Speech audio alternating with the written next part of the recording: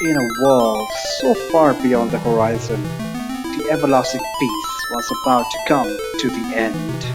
The Emperor of Parakia began to conquer the world with monsters he summoned. Four young from Finn lost their families and now trying to escape from the enemy's obstinate pursuers. Hello guys, welcome to Let's Play Final Fantasy 2. So this is the NES version again, but this is a very special version. This is actually a prototype of a English translation which was supposed to be the official, which was slated to be the official US release of Final Fantasy 2, the NES version.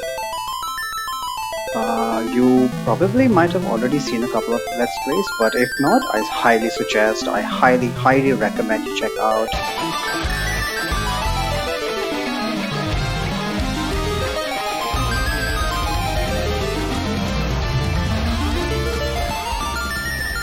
Hey Matt, what's up? How is the Forge of Fiesta going on? How's it going? Hope you had your food today. I was actually expecting you would be streaming pretty much every day after work during the Moor Forest. Oh, nice. So this was supposed to be an official release, but it got cancelled, as we all know. Yeah, I was talking about the other Let's Plays. I'm gonna play every day, but not stream every day. So your stream schedule remains as usual. And are you not going to stream every day, even during your vacation? When exactly are you? When does your vacation start? I know you said 3 weeks in August.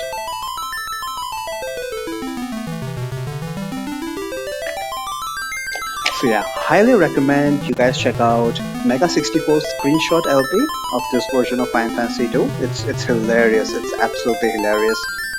And since it's in text form, it's a different way to enjoy a Let's Play. And for a video Let's Play, I highly recommend you check out RPG LPs, who's my favorite LPR. He also LP'd this version of the game, but I kind of disagree with a lot of tactics he uses, but that's alright, that's alright. I mean, for people playing this game for the first or second time, you would kind of approach it that way. I will leave the link in the playlist description, not the video description. I'm gonna leave the links in the YouTube playlist description, so make sure to check that out. When we're home, vacation starts August 10th. You won't be at home for 1 week, okay. You sound a bit loud. Let me see what I can do about that.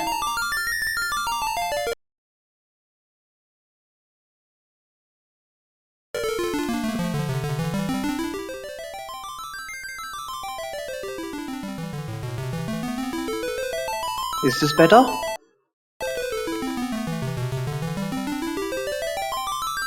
Or should I lower it even more? Better? Okay. I'll need to increase my volume then. There you go. I just wanted to. It's been so long since I played the NES version. Since I only stream Final Fantasy 2 once a week these days. Yeah, I just wanted to fill my ears with this beautiful melody. So what I'm going to do new with this playthrough is this is going to be a Maria solo. And we're going to be following a theme with this playthrough, just like I generally do with all of my challenge runs. And this time it's going to be a It's Always Sunny in Philadelphia theme. So let's get to naming our characters. Our glorious leader, my favorite character from It's Always Sunny is Mac. Yeah, don't at me.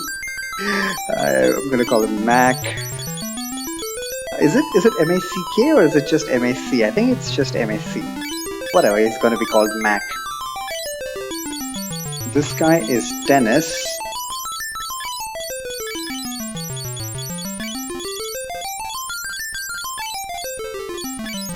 Why the hell would anybody have heart in their name or dot dot or dash?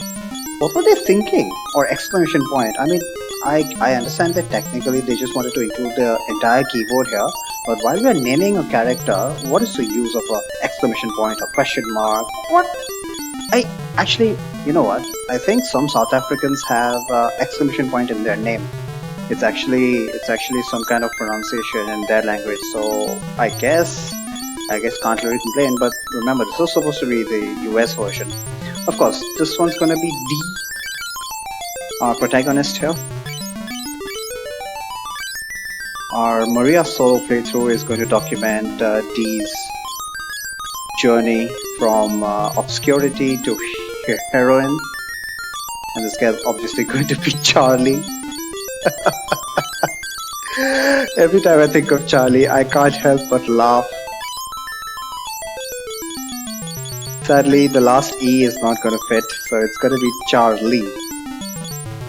Let's get to it. Dark Knight, Darknite, I see.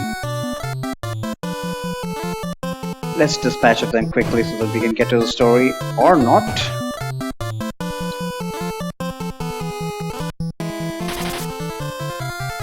So just like I did with my first playthroughs of the other translations, I'm gonna be, it's going to be primarily story focused. The reason I chose a solo playthrough is because I haven't done a solo playthrough in a very long time, plus the fact that a solo playthrough is ridiculously simple. I might call it a challenge run, but it's anything but a challenge. In fact, that is true for most of my Final Fantasy 2 challenge runs, but a solo run is far simpler, which is why I chose Maria, who in this case is D. So let's start referring to her as D. I would say that a D solo is far more difficult than either Mac or Charlie solo. I have done a highly restricted solo. Well, it was not technically required to be a solo run, but I have done a no magic plus no shopping run where I found that, well, at least the way I planned it, it was best to go through the game solo with Guy.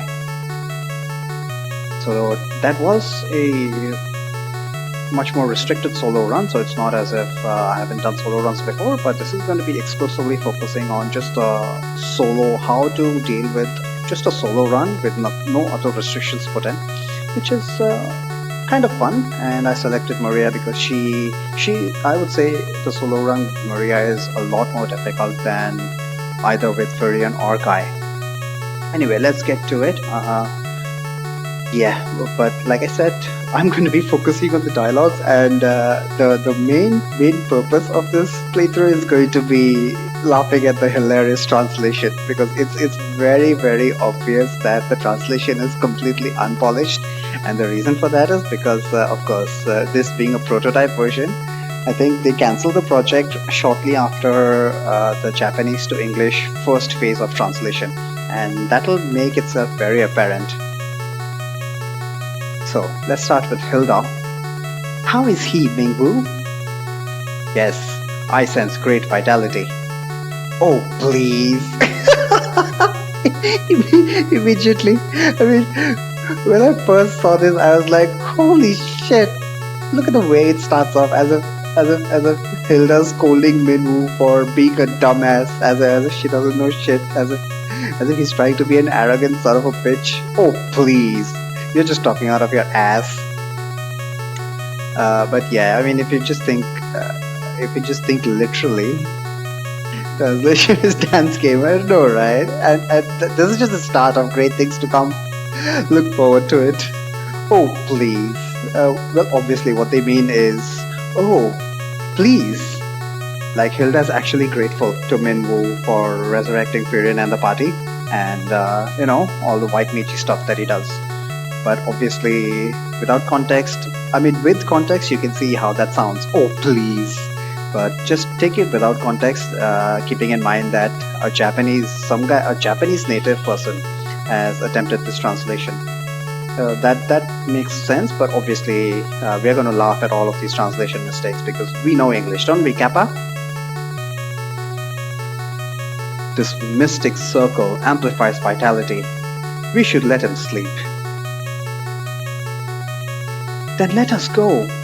We must do something about the warship Empire is making in Bavsuk. Bavsuk. No, actually, let's pronounce that as Bavsuk. They will start attacking us as soon as it's done. Alright, so there's a warship going around being created in Bavsuk. Where am I? Where is everybody? Dennis! D! Charlie! What's up, bitches? Every now and then I'm going to slip into some It's Always Funny dialogues. You're alive! Oh, hi! D! Charlie! Where is Dennis? Hilda saved us. Dennis not here. Well, can't really fault the translation because Charlie speaks like that. Not Charlie, but Guy Charlie. He sure is alive.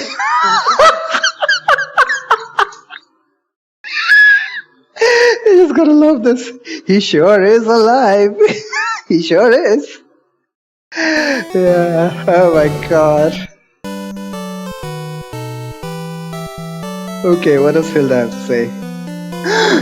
Are you okay? With a capital O?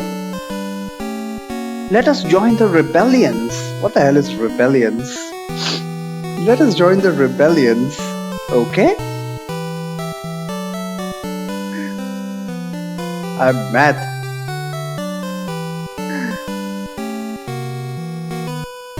It is dangerous. You should go back home. We have no place to go back. Oh, I am sorry. If you know the password, you can live freely in this town. You can live freely in this town. If you don't know the password, you gotta pay rent, okay? Oh man, I wish there was that kind of a password for every town. The password is Ivy. Do not forget it. I mean, if anybody says anything related to Ivy, basically they can just live here freely. Do not forget it. Alright. Remember, the password is Ivy. Let's learn. What is Ivy? Ivy is the emblem of Finn. Finn. F-I-N. I think F-I-N, Finn, is actually a French word. I remember seeing that at the end of movies. Of course, that means the end or something equivalent. But is that actually a French word? Finn is equal to N. That is actually a French word, right? Finn. Some say that the captives are kept in Finn. Dee's missing brother Dennis may be in the town of Finn also. Okay. Okay, that was the select button. Right, obviously, first thing we need to do is strip all of these guys. We'll talk strategy a little later. For now, let me just get all the dialogue out of the way.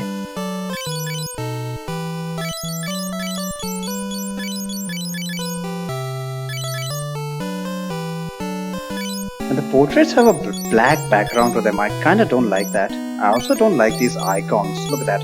Nothing, and it shows a hand in front of it.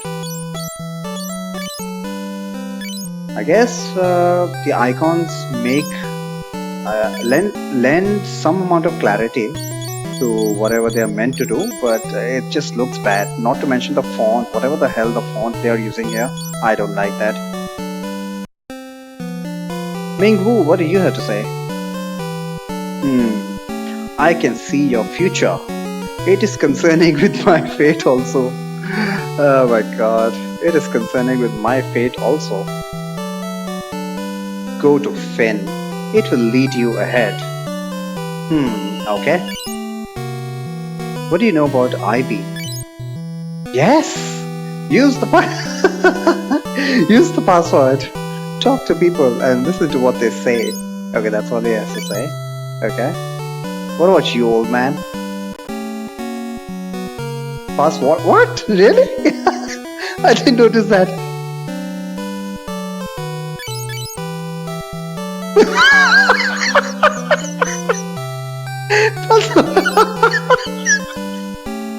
Fantastic. Going to Finn? Oh no! It's too dangerous in Finn. Go to village Kathia in north first. It's like this guy just speaks in syllables. He can't be bothered to use or the or anything like that.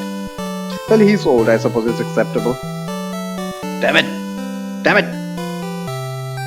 Port Palm is in the east. You need canoe to go over the large lake. This guy speaks like a Russian. Unfortunately, I can't really speak a Russian accent, but let me try. Port Palm is in the east. You need canoe to go over the large lake. I butchered it, but well, you can kind of see the accent there. This is the rebellion's headquarters room. Headquarters room. Why is the head and quarters separate? I think this guy says the same thing. Okay.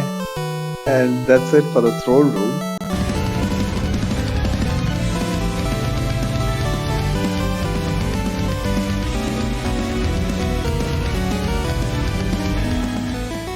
Hey Puzzled, how's it going? How's the challenge I've already done doing? Well, I like to spice things up. So, although this is going to be a solo challenge run and challenge in quotes, I'm going to be focusing more on the incredibly hilarious translation. This is yet another translation of FF2, and it's pretty funny. So guys, we got Maria indeed, and look forward to Firion on my next solo run. King's bedroom. He was wounded when escaping from Finn.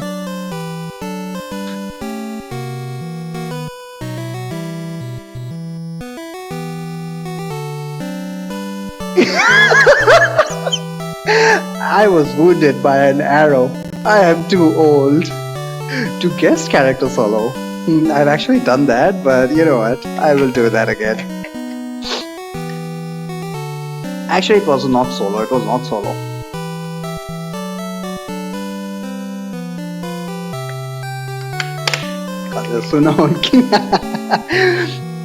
Unfortunately, this is naturally old. Just like Galoo. But what is this? What is this? I was wounded by an arrow. I am too old. Like it's as if young people get to naturally evade arrows. My daughter Hilda is taking my place. Talk to her. What do you mean taking your place? Taking the arrow for you? Yeah, you can say all of the dialogues are without context. I mean, the English is without context. For there's nobody in Hilda's room. Eventually, I took an arrow in the knee.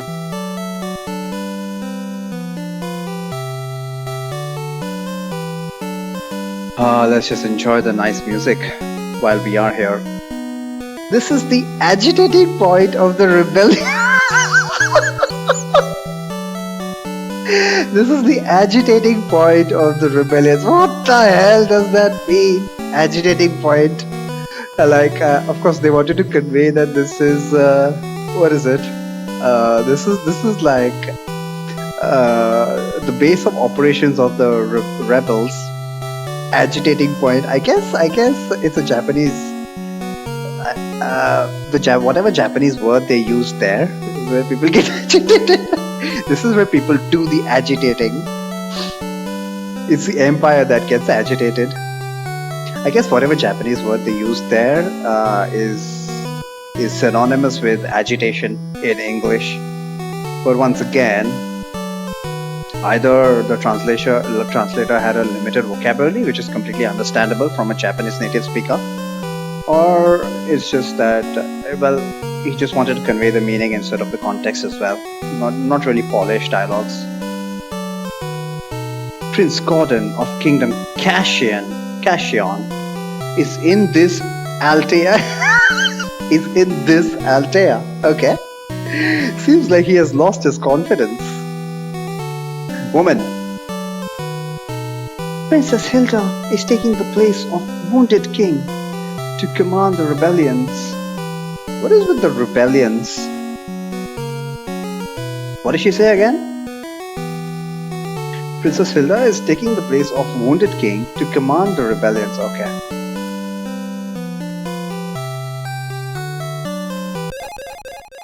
In the treasure box, you found whatever crap icon that is, like a bottle. Cure. So we found a cure potion. I really don't like the icons. Maybe it's because I'm used to the Neo-Demipos translation. I just do not like the icons. Like, look at this. Look at the icon for what's the icon for cloth armor? This is the general armor icon, and it looks like it doesn't even look like a breastplate. It looks like bra and attachments to that. Look at that. Bow and sword, shield and stuff is fine, but the armor icon is just weird. As is the potion icon, but the potion icon is at least understandable. Oh, we can take a look at their stats.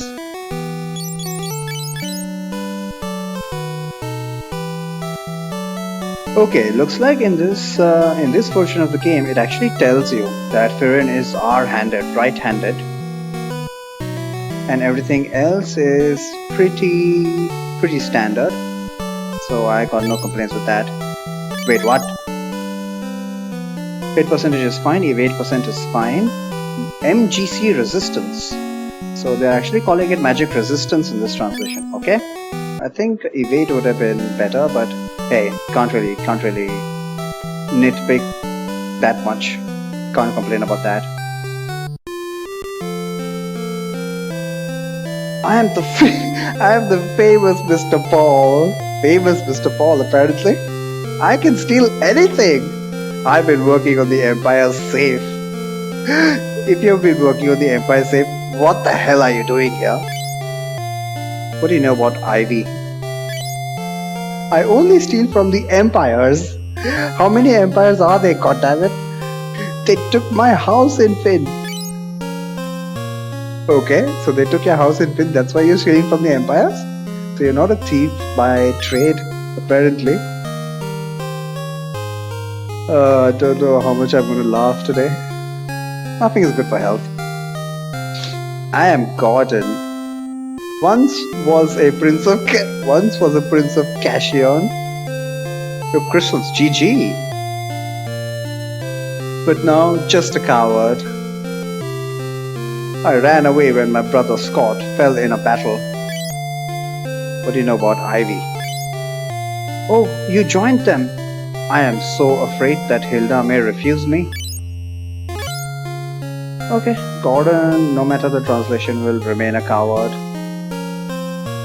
This is the town of Altea. The Empire has not come here yet. At least this guy doesn't say empires. But how long will us be safe?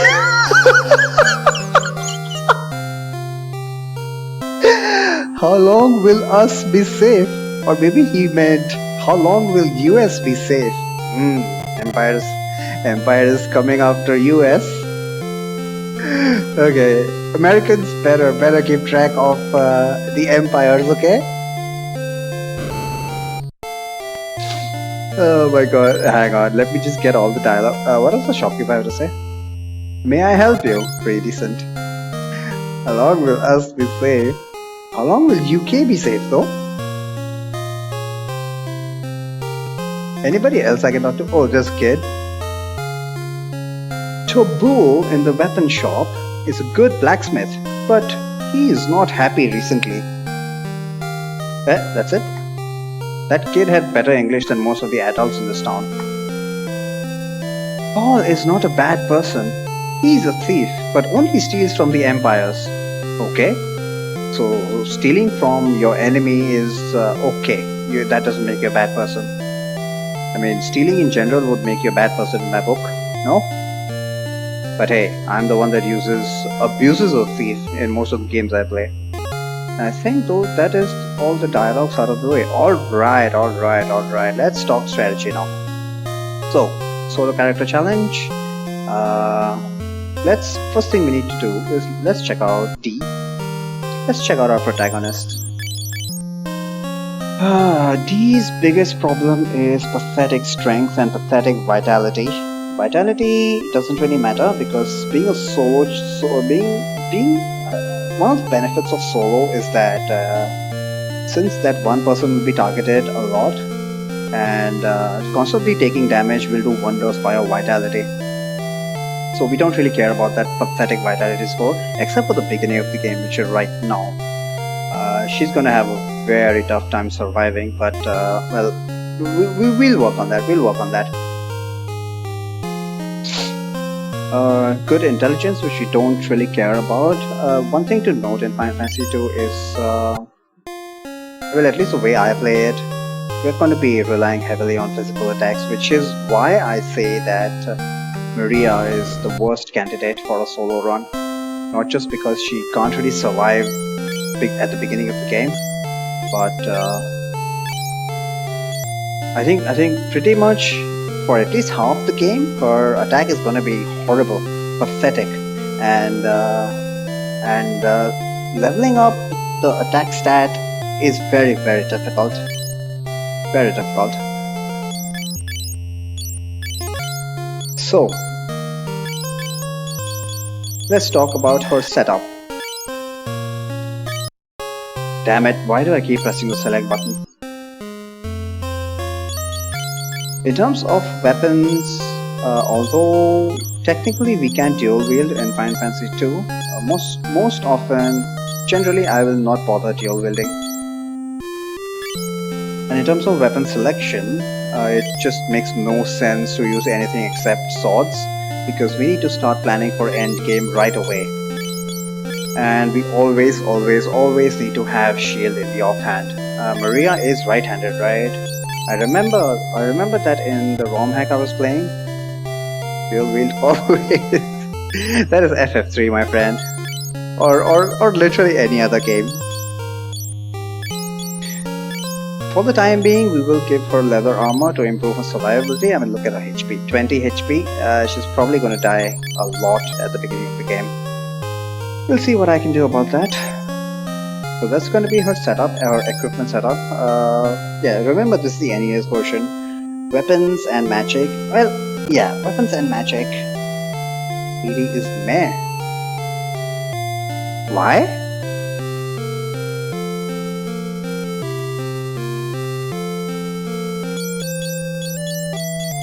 Well, obviously you were using a Dark Knight with his special attack.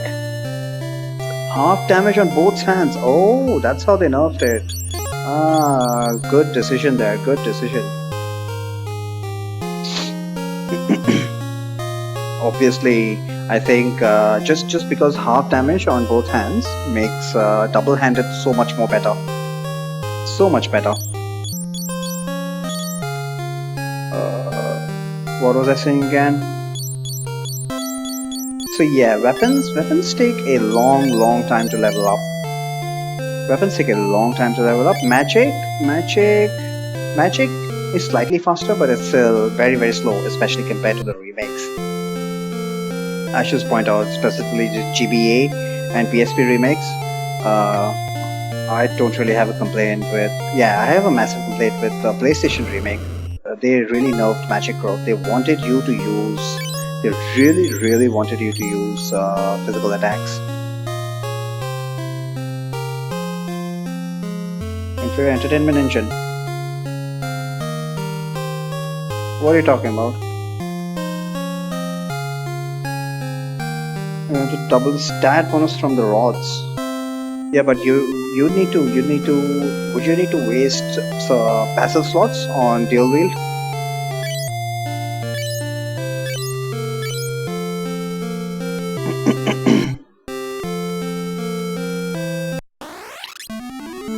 Everyone can dual. Oh, right. Everyone can dual wield. Everyone can use double shields. Everyone can equip pretty much any armor. The stats you get from that is the one that varies. I mean, it was the most entertaining. Only ninjas get full damage.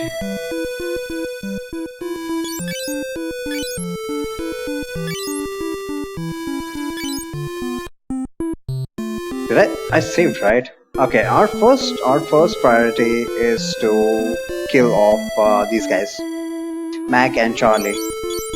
Let's kill off Charlie first. So I'm just gonna keep Mac in the front row. Yeah, let's kill off Mac first.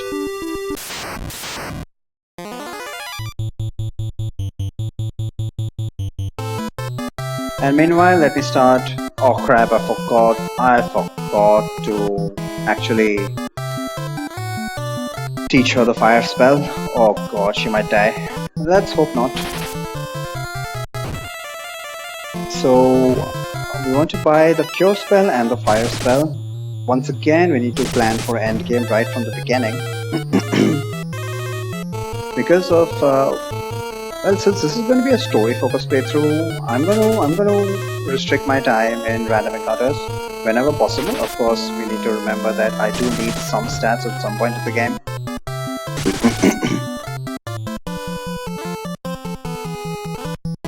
So I can't really get away with running away from everything like speedrun.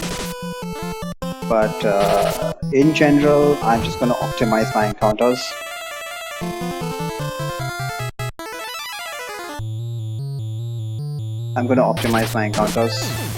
Oh, nice! We need to kill Charlie now. Okay, this I thought it would be a little bit of trouble to kill these guys, but they're doing a good job.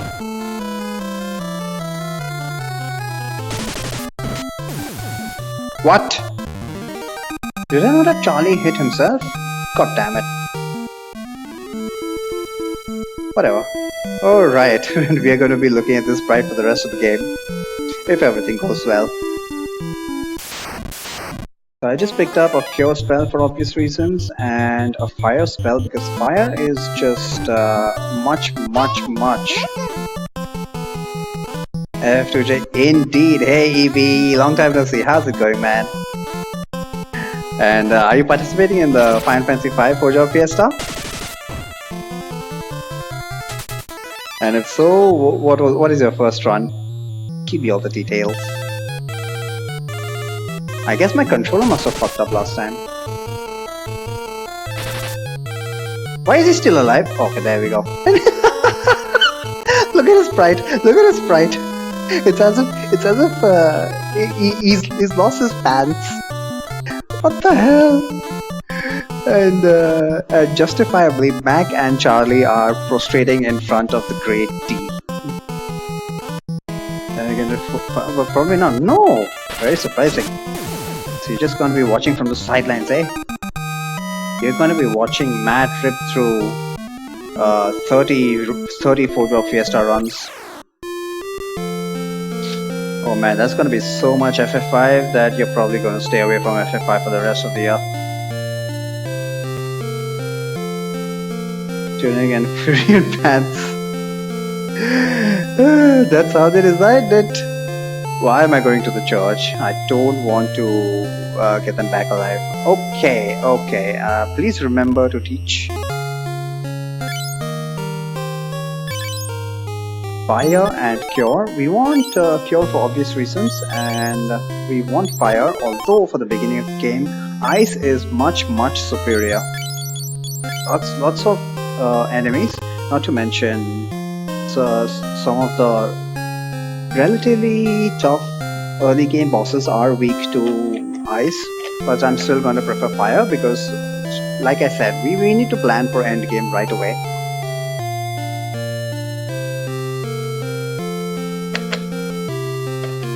We're going to have like 2 months. That's it. Nice.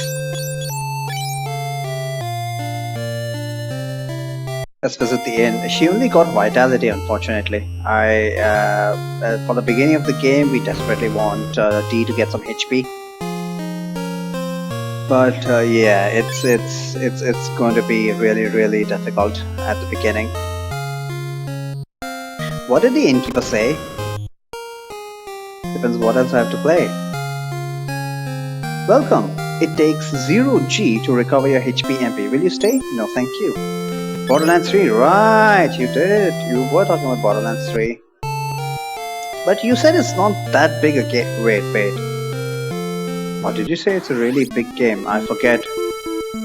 Golden Sun 2 going... Oh, right. But Golden Sun 2, you need to make sure that you only stream it once a week. Because I just don't have time to... I won't have time to catch up with you. Especially since I'm going to be talking with everyone. And you know how much dialogue there is. Holy crap. In fact, I think once a week might be too frequent. I'm kind of scared about that, but we'll see. I mean, the regular FPS. How long is the regular FPS? Okay, taught her fire, right? I did. Yeah, so we need to get started with fire, because fire is just far superior to any other spell that we have currently available, and getting fire levels right now is going to really benefit us later on in the game. Poison 1. This is actually one of the few things I like about this translation, is that it actually differentiates between Poison 1 and Poison 2. FPS is like 4 hours. You mean to say that if you sat down to play, let's say, Quake 2, you'll be able to beat it in 4 hours? Wow, that is impressive then. Yeah, I think I never played Doom without cheat codes. The only game I played without cheat codes, the FPS rather. MP up. She got an MP up. HL1. What is HL1? She got an MP up but not a HP up. Come on, D. Don't disappoint me like you do in It's Always Sunny. Half-Life. Half-Life is an FPS. Okay, did not know that. Man, why are these FPSs so damn popular? Like, most of the top games seem to be FPSs. Is it because of the competitive element? Never played Doom without cheats. Never played Doom without cheats. The only FPS I ever played without cheats is Quake 2. I loved Quake 2, but I found it very difficult. I somehow managed to complete it without cheats, and oh my god. They're great games.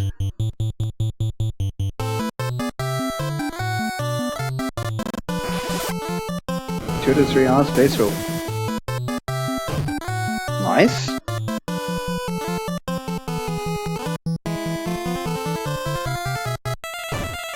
So what I'm doing right now is, yeah, having the leather armor on Maria is helping her, because otherwise these guys would be doing about 8 damage. We don't want that. That is way too much. And it's good that early game enemies run away a lot. HP up finally! Good. Let's go back to the end. Come on, man. Goblins are the best source of money early game. Always prefer goblins. If they don't run away, please. But what we want to do for early game is at least use fire once every battle. Using the spell once, assuming that your skill is underleveled compared to the enemies, you get bonus points. So that's why I want to use fire at least once every fight. And I'm not going to be abusing the select cancel. In fact, I can't. In a solo playthrough, I can't abuse the select cancel trick. Because everybody else is dead. How will I cancel my attack once I've selected it? I'll need to be very careful about that. Make sure that I'm selecting the right thing. That might mean the difference between life and death, at least early game. So I was talking about fire. We are going to be investing in fire because late game that'll prove to be very beneficial. And cure is obvious. Whenever possible, because of the way FF2's HP growth system works, I'm going to try and avoid healing inside battle, so cure is strictly to be used only outside battle.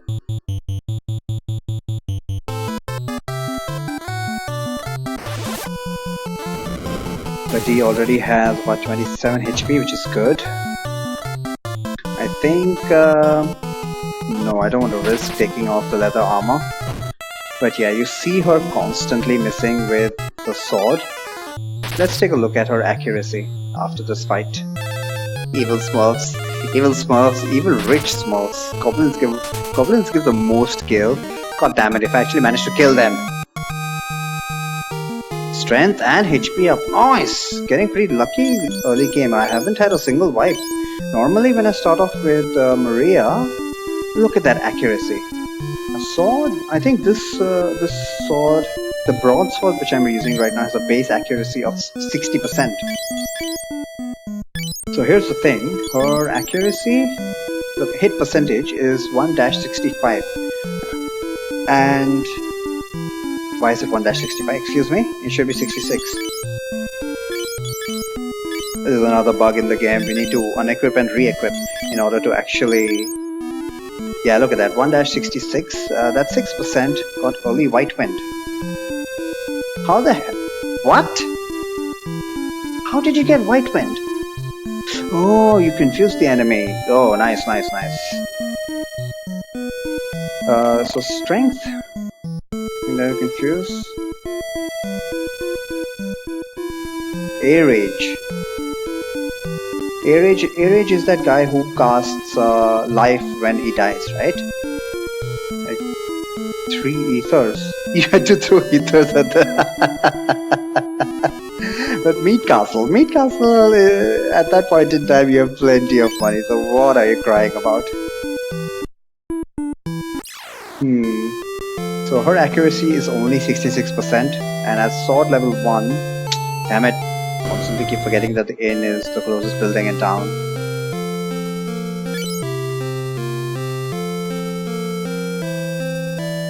Strength plays a key role in accuracy. So if I had given this sword to Guy instead of Maria, who we are going to call D, I must keep remembering. If I had given it to Charlie instead of D, he would have had 75% accuracy, because accuracy is calculated as base accuracy plus strength. Oh, we got a bunch of 4 guys and attack. Yeah, this might be a wipe. She just does not have enough HP to survive 4 hits every turn.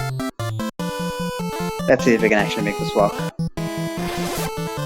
I'm getting lucky with turn order, but did not get lucky with an ambush there. Come on, D, survive 6 damage! Oh my god, that's gonna be a close thing. Missed, great. She's probably gonna die. Dead. Woohoo!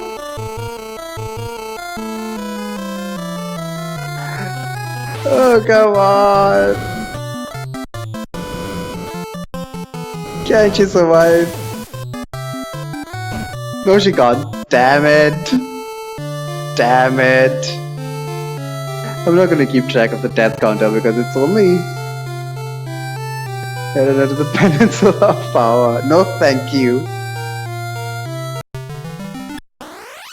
Damn it, D! Why do you suck? This is exactly what I was talking about when she has crappy vitality and HP and strength. It's only really going to be... I mean, the vitality and HP is going to be a problem only early game. But it's going to be a pretty big problem. We'll soon outgrow this phase, but her lack of strength is going to remain a problem for a long time, because strength growth is very, very difficult. Strength growth is very difficult. I'm going to make sure that this is not restricting weapon selection soon. Not really. Any weapon is allowed. But because weapon, I'm not going to do any grinding. I mean, technically this phase is grinding, simply because D cannot survive, just cannot survive. But I don't plan to do any grinding if possible, and the only way I see how to accomplish that is just using a sword, because I know that end game I want to use swords. Weapon growth is just so damn slow in this version. Well, I say so only in comparison to the later versions, of course.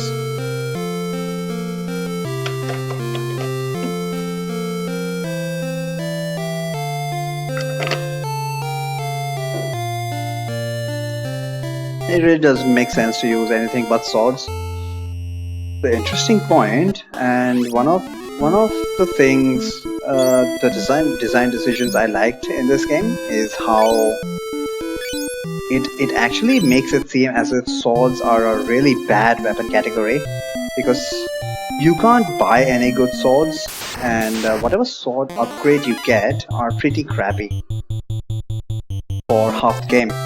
Only at the halfway point in the game do you actually get a decent sword, and even after that, you spend a little bit of you spend one phase of the game really appreciating how good that sword is until it is superseded. Enemies just have so much defense that even a good sword like that, I'm talking about the winged sword for anybody curious, is going to be outclassed by other weapons that you can equip. But it really doesn't. It requires a lot of grinding on the NES version to actually make a strategy of having multiple weapons, being proficient in multiple weapons work. That's why I'm going to stick to swords, because like I've been harping on, we are planning for end game right from the beginning, which is why I didn't get the ice spell, I didn't get the bolt spell. Eventually I'm going to get it, but I'm not going to bother leveling it up. A well-leveled fire spell is all I need.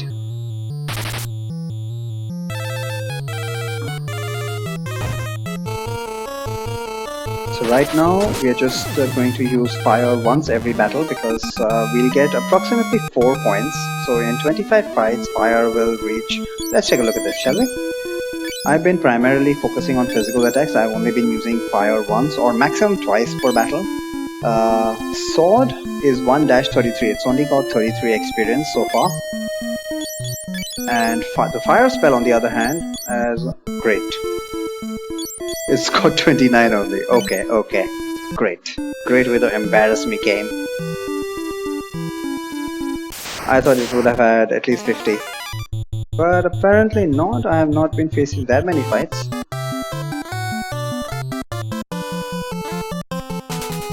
Ran away, god damn it.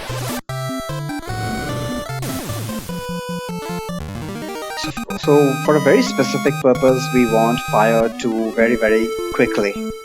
But when I say very quickly, in terms of game progression, not in terms of time.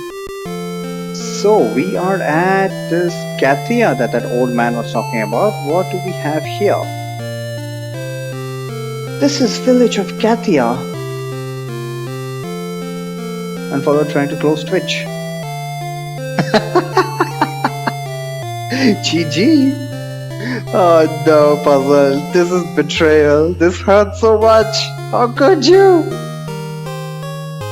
See Finn over the lake? That's all? This is village of Katia. See Finn over the lake? Okay, that guy didn't have much to say. All he says is this is the village of Katia. Screw the weapons, no new weapons. Old man, what do you have to say? Castle Finn is invaded by the by the empires. Town is dangerous also. Oh my god. Castle Finn is invaded by Age of Empires. Okay, gotcha. There is a pub in Finn. The owner is still doing business with the empires. Owner is still doing business with Age of Empires? Where's the inn? I need to rest up. Yo. Empire, Age of Empires has not come to this Gathia or Altea yet. But when the warship is completed...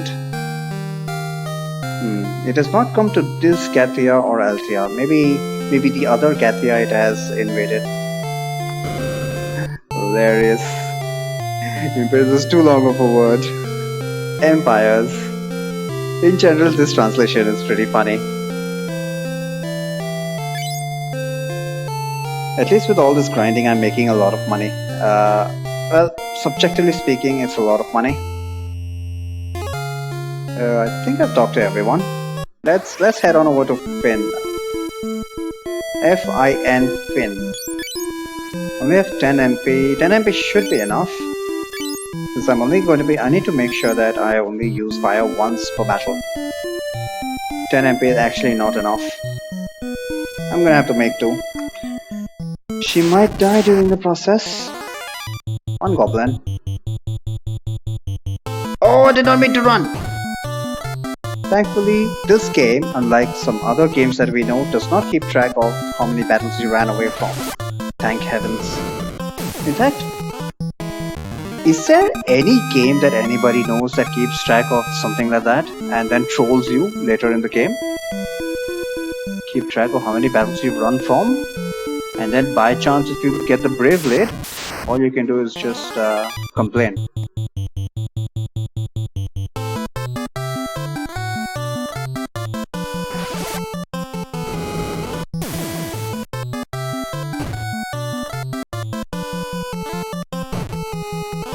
Still taking a lot of damage.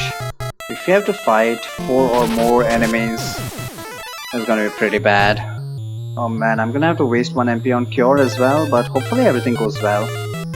This is why I said 10 MP is not enough. I probably should have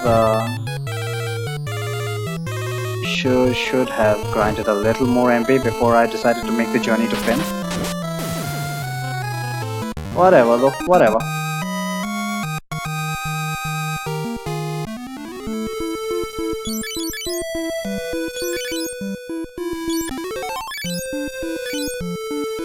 As I said before, always going to use Cure outside battle. Not healing within battle is recommended. That's pretty much the only way you stand to gain MP.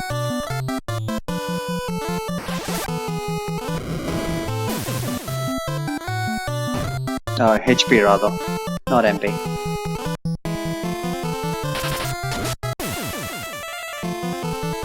Is she starting to hit more regularly? I don't think she has gained any more strength since last time. Now bear in mind that even endgame swords counter for healing increments less during battle? No, not because of that. We want to end the battle at much lower HP than we started the battle. Because the system that this game uses to calculate whether or not you should get a HP up, or rather the percentage chance of gaining HP up, is just basically max HP, not max HP. HP at the start of battle minus HP at the end of battle. So if you actually God forsake, yep, there's FF2J. Not just FF2J. It's the case in every fight, every version of the game. Or what am I doing here? It's still 66%. She has not gained a strength. She has not gained strength. Even end game weapons. Hang on, I like to talk to these guys.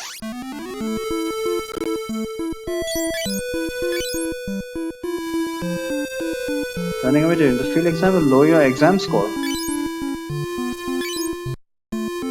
And they don't tell you about that?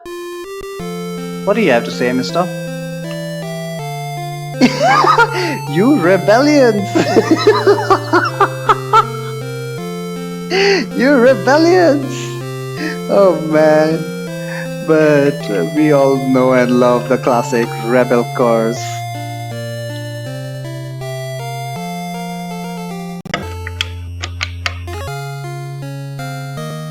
I'm so taking a bunch of stuff they don't tell you about.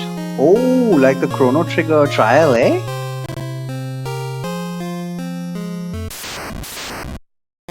Hopefully ambushes and kills me. No ambush, seriously? Strike first, I actually got a preemptive strike. 1 hit, 0 damage, good job. Good job, D. Now die! Whatever. I just wanted to find out what he says. That old man said, Town of Finn is dangerous as well. Yeah, this is what he meant. We've got random encounters here. I'm gonna try and save MP at 6 MP. I only got 6 MP right now. not good enough. And pop-ups.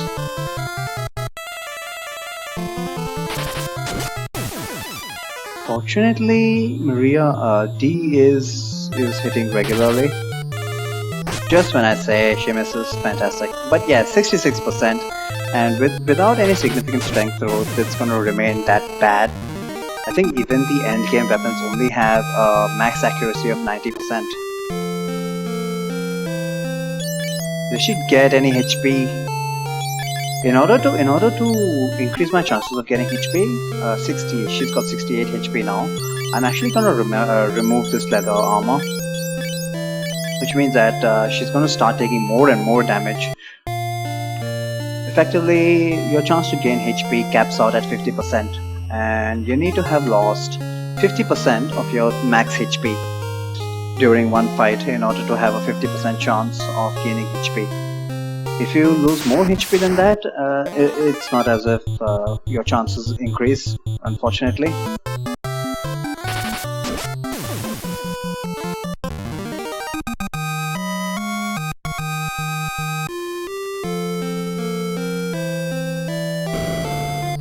Let's check out the pub. All of these guys will fight and kill me, just like that other sergeant, other captain. Except for the bartender. Master, he's called.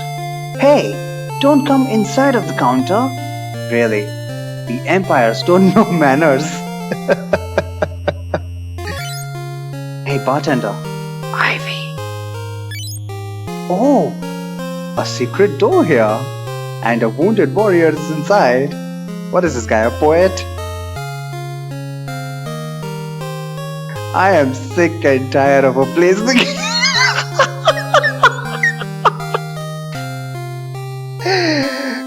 I am sick and tired of a place like this. It is your freaking pub. It's all yours. Bye. Bye. And he just spontaneously combusts. Oh my god. I am sick and tired of a place like this. Imperishable cure potion. Cure potion. Peace out, buddy. Indeed. And who's this? A warrior. Selling me to the empires? Then at least you could kill me first. Then what's the use of selling you out, idiot? I do not want to be captured alive. If that is the case, Ivy. And suddenly, that warrior turns into the named Scott. Oh, rebellions! I am Scott, Prince of Kingdom Cashion. I will not live long. Okay, why? Do you have a smoking problem or a drinking problem? Please tell Gordon, my brother, to be more self-confident. He has the ability, he has the force within him. Please tell Gordon, my brother, to be more self-confident. He has the ability. What ability is that? To be more self-confident. Tell King of Finn. Sir Borgen betrayed. Sir Borgen betrayed. He is working as a captain for the Empire. Not empires this time? And that was why we... and that was why we had to lose that easy.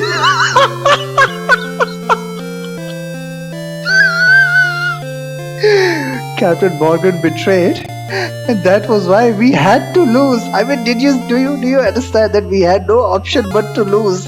We had to lose that easily. Jesus. And Hilda, that I love her. Well, no, do not tell her this. I am dying. She should love someone. She should love someone else. Okay.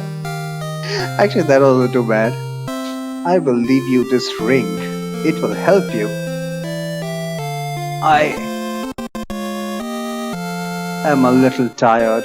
Please let me rest. And received ring. Damn it, I keep pressing the select button. Yeah, there are no descriptions here. That's why I would be laughing at that too. Well, Rip Scott. I mean, we could have used these cure potions on him, bring him back to health or whatever. But it's okay. I mean, after all, because Sir Borgen betrayed, he had to die. He had to die. There was no other option, and we had to lose.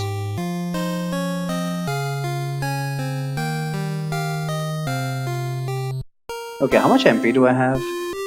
I got still 5 MP. Nice.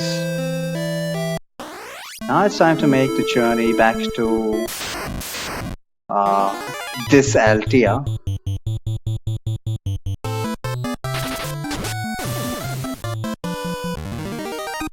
So it looks like, it just feels like most of the game for me is going to be trying to get D's strength up. And like I said, it's very, very difficult to do. But in general, about the thing you must remember about Final Fantasy II is the more turns you spend doing some action or the other, whether it's casting black magic, casting white magic, or physically attacking, no matter what weapon you have equipped, the more turns you spend in one battle, the more chances or the more stats you will potentially gain. Statistically speaking, we can technically guarantee a strength, 1 point of strength every battle, but the only problem is that I'll need to drag the battle for 45 turns. 45 is a lot. I don't think I'm willing to do that. So physically attacking 45 times will guarantee 1 point in strength. Now of course this is Final Fantasy II, the NES version, and because of that, every time you gain strength, you have a 20% chance of losing the opposite stat, which for strength is intelligence. Am I okay with that? Certainly I'm okay with that. Like I said, the way I play, I prioritize physical attacks. And physical attacks will be doing far more damage than magic late game. And since we are planning, once again, I repeat that we are planning for late game right from the beginning of the game. That's how we're gonna do. And if it results in short-term pain, so be it. We just want to make... Oh my god, she actually got a point in strength. Yeah, look at that, she's up to strength 7 now.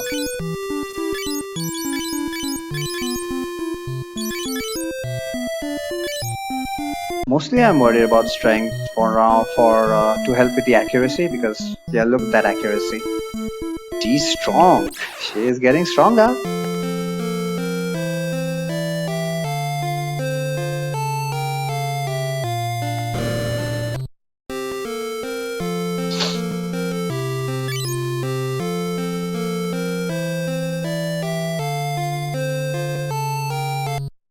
Alright, now that I got an MP refill, I can pretty much use fire as much as I want, and I think I do want to do that. So, these only got 10 MP, I need much more MP than that. HP... Well, more often than not, HP will take care of itself. In fact, another thing that plays a part in terms of physical damage is also evasion. And the thing about a solo run is that we don't have to worry about evasion one bit. As long as we ensure that our evasion percent is decent, it doesn't even have to be 99. We just want our evasion percent to be 99 for other reasons.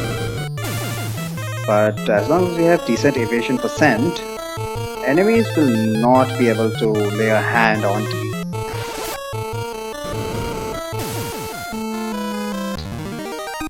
So it's actually going to come to a point where HP is going to stop mattering completely.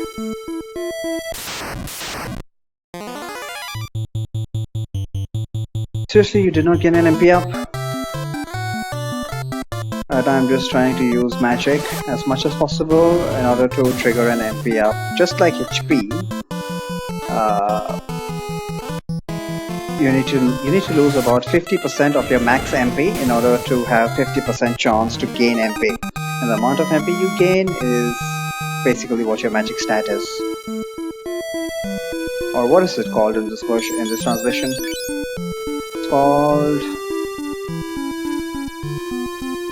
MGC. Okay, it is called the magic stat. Strength, agility, vitality, intelligence, will. Okay, spirit is called will. That stat is called 3 different things in 3 translations. It's called soul in the Demiforce translation, will in this one, and spirit. Spirit in the remakes.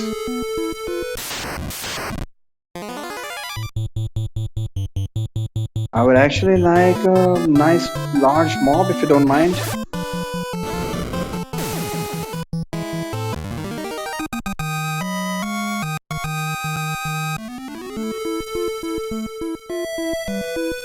Trigger some sweet MP ups. Just gonna hang around. I want at least 1 MP up, at least until I run out of MP. How much MP does she have? 4 still.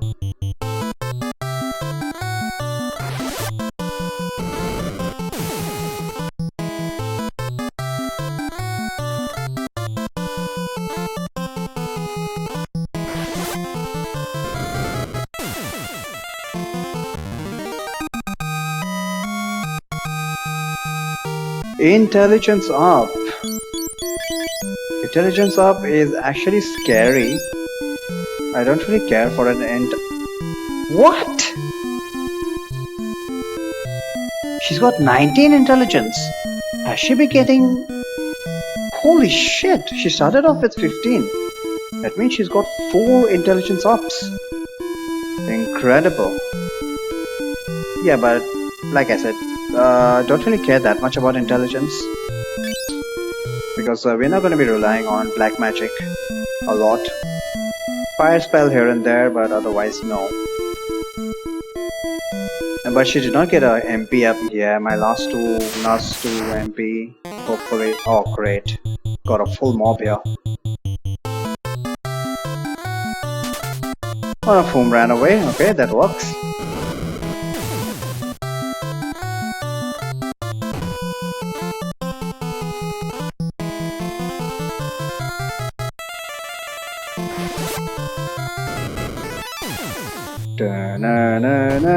Dun.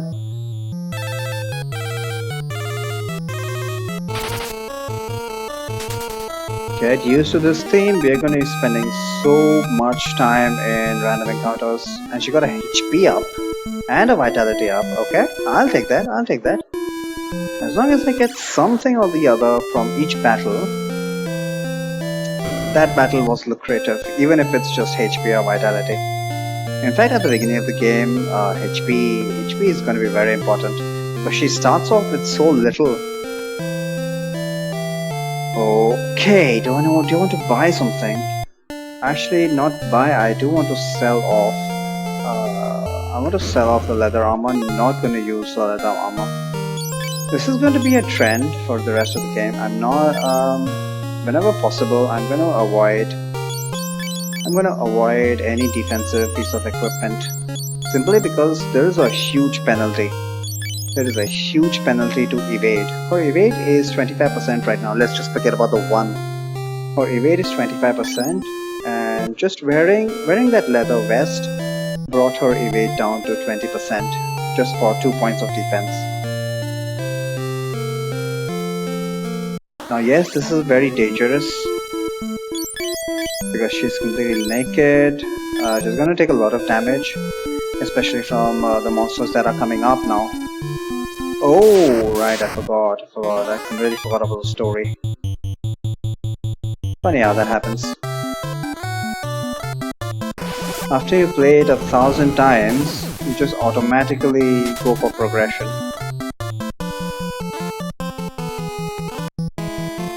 I need to get the dialogue. Now that we have seen Scott die, and Dennis sadly was not present in Finn. What do these guys have to say? And we also need to convey Scott's message, Scott's final dying words to Hilda, agitating point, of course. You guys have anything to say? Nope, it's a rebellion's headquarters room. Hopefully you had some quarters. Let's show the ring. Scott's ring! He wasn't Finn. He died leaving you this ring. Mac is just to the point. Did he say anything? No. Just this ring. Did he say anything? No. Just this ring. Just take it all. You keep it then. It is for the brave ones, and please join us. We need brave warriors to get the legendary metal silver. So it's not mithril here. Okay. What is the silver you speak of? Do you know about Ivy still? Okay, she says the same thing. Dennis may be in the town of Fair. He was not there, unfortunately. What do you know about silver? We lost due to our weak weapons. We lost due to our weak weapons. We lost because we had weapons called Monday, Tuesday, Wednesday, Thursday, and Friday. If only we had weekend weapons. The empires used weapons and armors. Yearly weapon would have been better. The empires used weapons and armor made of silver. They found it somewhere. We ordered Joseph in Salaman to investigate, but received no reply yet. Will you please go to Salaman with Mingwu? Okay. Mingwu is a high white wizard. He will help you. Holy shit. He is not just a white wizard, he is a high white wizard. We didn't know Minwoo used drugs. I guess as a white wizard it's allowed. He looks high. Please go to Salaman with him. Sure thing. Hang on. Yeah, do these guys have anything else? Damn it! Stay in one place.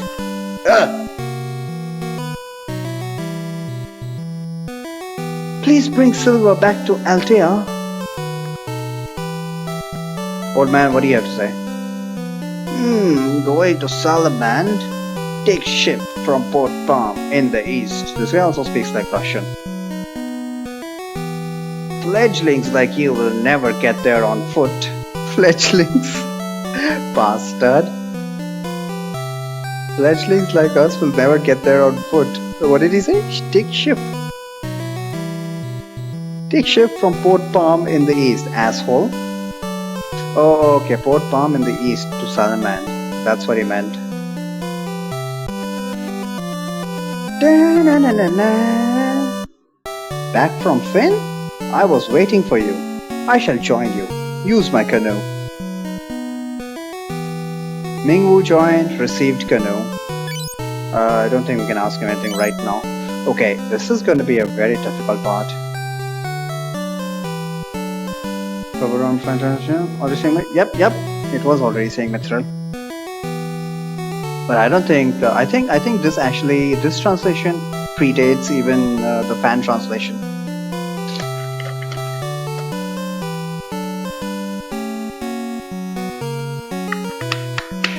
So this is a translation which was slated to be released at the time that Final Fantasy IV was released. So that was what, 1991? And this is just the prototype. This translation was never really polished, but this was intended to be released intended to be released to English-speaking audiences. Okay, killing Mingwu is going to be a huge pain in the ass.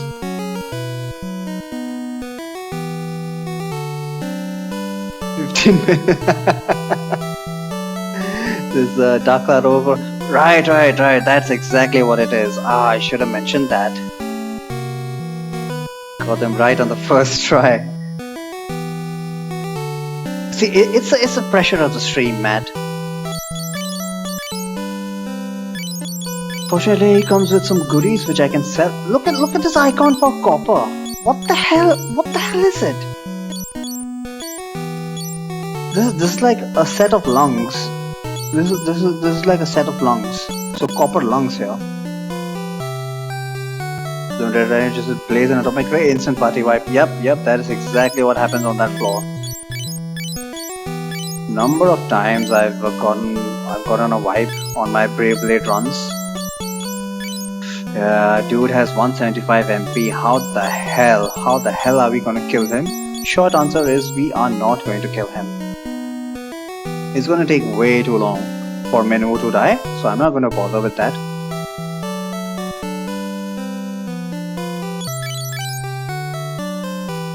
Fire is almost at level 2. Okay.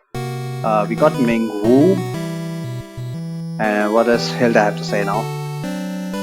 The Empire should be also getting a great damage at the what? The Empire should be also getting a great damage at this war. Are they getting a great damage as a present, or are they actually buying it? They are building the warship at Batsak to recover it. Okay, so they are what? They are building the warship at Batsak to recover. Recover what? The damage? Recover from the damage. Okay. They're building a warship. Can you give me some details about this warship? Warship is a big airship with lots of weapons. Empire is using the people in Batsak to make it. What is this airship? A man named Sid used to be the leader of the Honor Guard of Castle Finn. Honor Guard? Interesting. So I guess that's what it was in Japanese. Whatever the it's supposed to be the White Knights of Finn, right? In the proper translation. So in Japanese, apparently that is Honor Guard, like Special Elite Force. He lost his mind.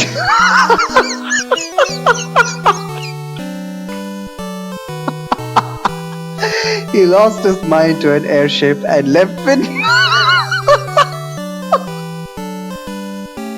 Seriously? He lost his mind to an airship and left Finn. Great. He is doing business with his airship and Boff now. Okay, so we know that Sid lost his mind. Not to a woman, but to an airship. He is spending all the money he earned and got busy. He's spending all the money he earned to improve his machine. We know what machine he is improving. I think these guys don't have anything new.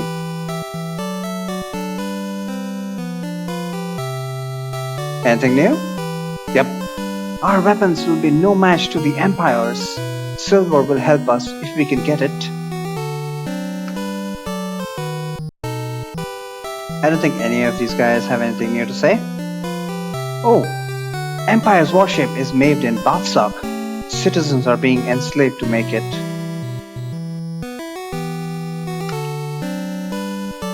You can go to Port Palm over the East Lake with that canoe.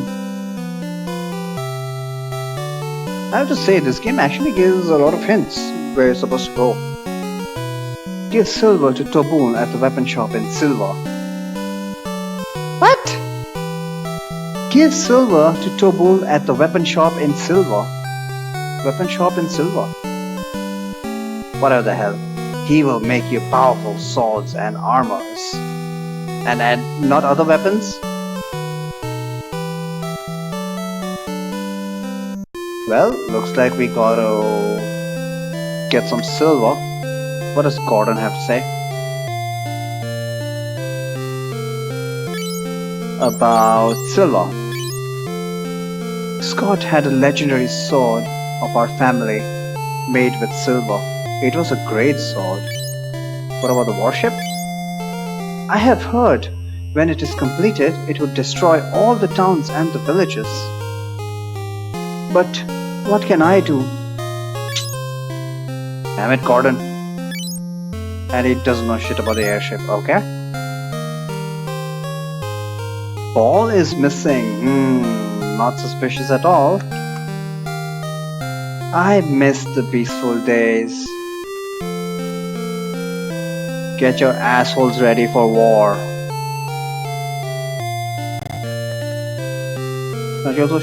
Can we?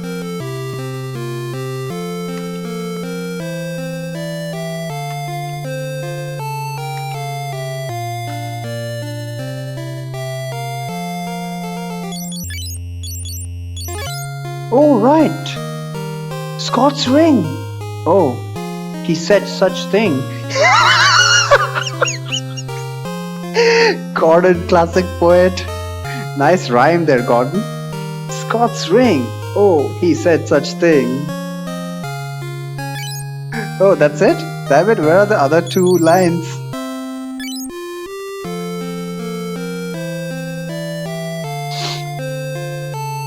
Do you have to say anything? You can sail to Port from Port Palm. Salamand is to the north from there. I have to say, lots and lots of hints where to go and exactly how to get there. Quite surprising. And what did you have to say? What silver? Is it yummy? That kid just wants to have food. Mom's not been feeding him. And she did not gain MP still. Oh well.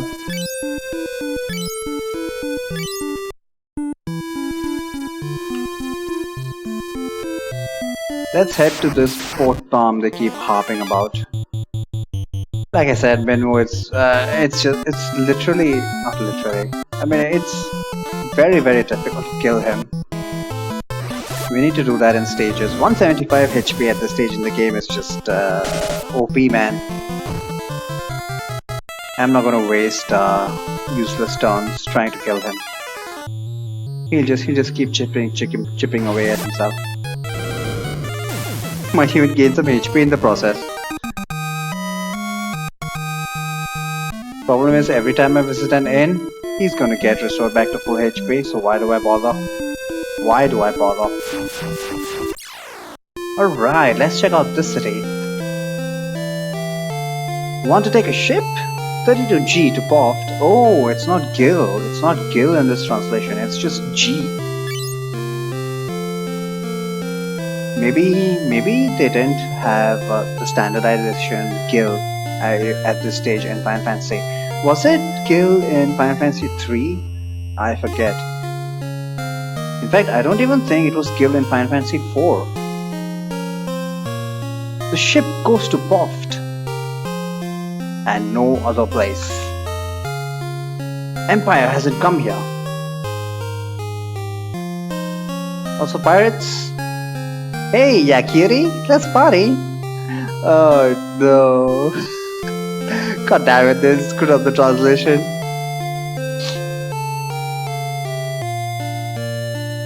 Towns ahead of Poft as Darksuk and Salamand are invaded by the empires.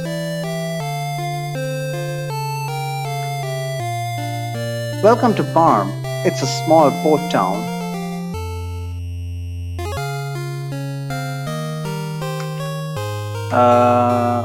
I don't think there's any new armor.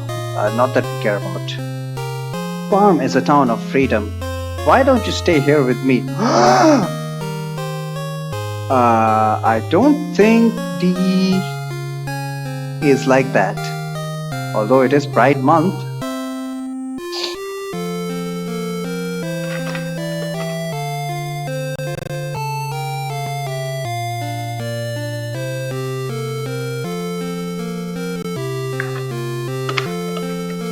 Having a moment here.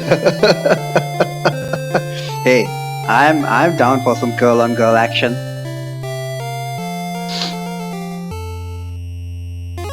We don't care about anything from the armor shop.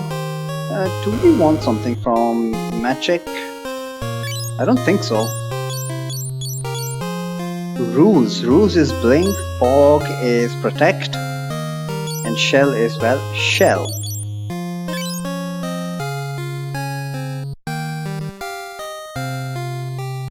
So all we did I heal up? I did not heal up. Want to make sure to heal up. And let's actually make our way to the next town on foot, even though that bloody old man said that fledglings like us will never make it. I'll show that man. I'll show that old man.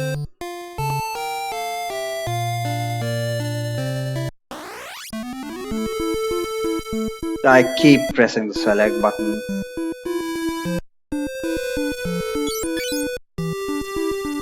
Just gonna put menu in the back row. 10 MP. 10 MP is just not gonna cut it, man. I need more MP. So it's time for a little bit of grinding.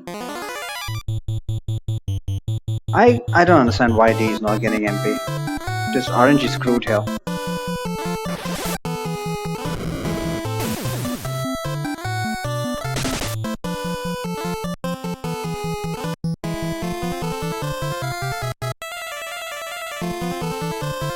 I would say I need at least 20 MP.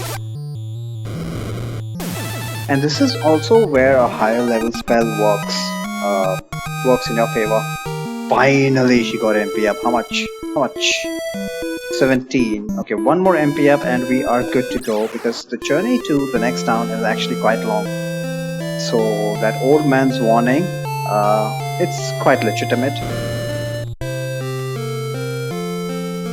Although the enemies are nothing to write home about. We can meet up with soldiers who have a lot of defense for this stage in the game, but nobody has enough defense to not take damage from a well-aimed fire spell.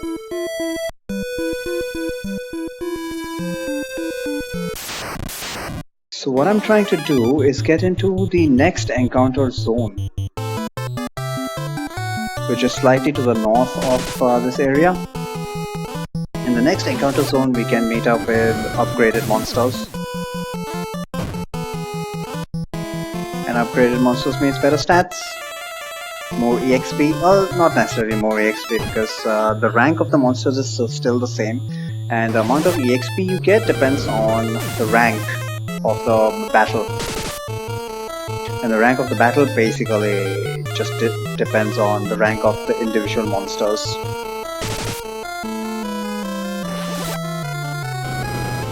So although it won't mean more EXP, it might mean that they'll do more damage to D and she'll gain some HP. Oh wow, she got MP again. Okay, got pretty lucky. So within these two fights, she already filled out her MP quota. With 24 MP, we are good to go and make the journey to the next town. Poft. I don't really care that much about HP, because as long as we have MP, we have Cure, and as long as we have enough HP to survive one fight, we can always heal up at the end of the fight.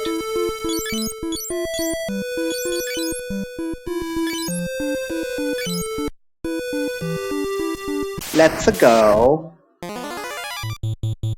Damn goblins.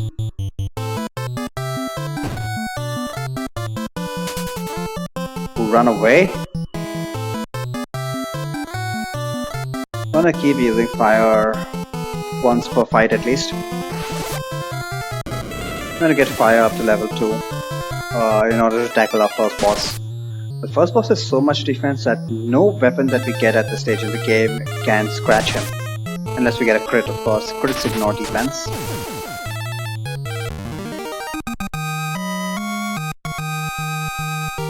And there we go. Fire leveled up. Fire is up to level 2 now, which just translates to double damage and also double MP cost.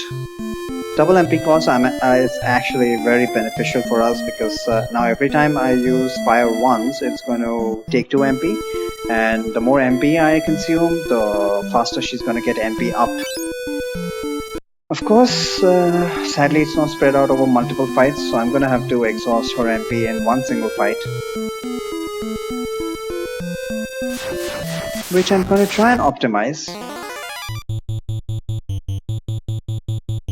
Let me not waste MP on this fight.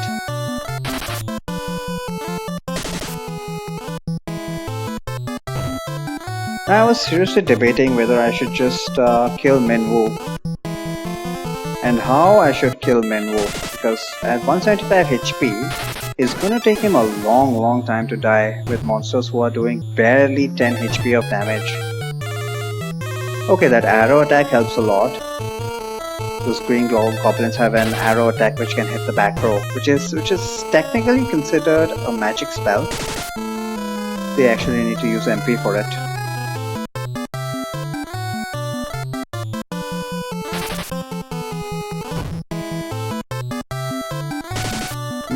These guys are doing some damage. I think I need to go back and heal.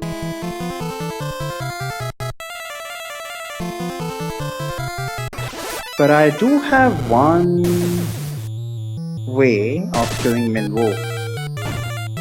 But what is happening right now is enemies that can actually target the back row as well, even though I've put Minwoo in the back row. Since they can target Minwoo, it's kind of taking away from the solo experience, to get what I mean. And I'm feeling guilty about this.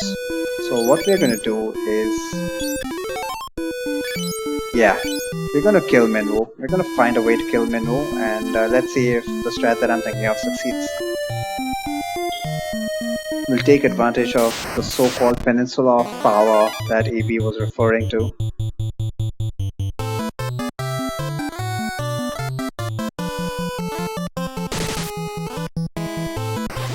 And whenever I'm close to a town, I'm just gonna make sure that I use as much MP on D as possible in one single fight.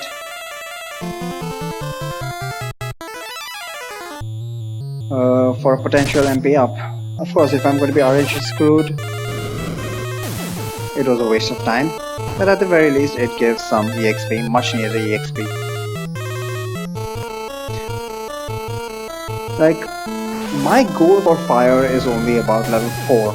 After level 4, probably not gonna use fire, gonna be relying on physical attacks only.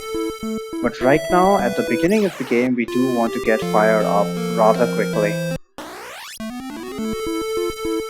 Which, like I said, is in preparation for the first boss of the game.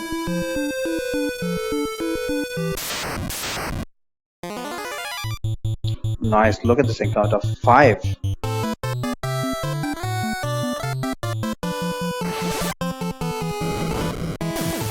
And as far as possible, I'm gonna try to not target my own party members, use cheap tricks like hitting yourself.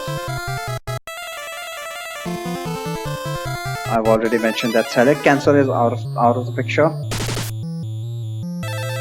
Unfortunately, since Minwoo is there, technically I can do a select cancel right now, but I'm planning to kill Minwoo off. That's yet another reason.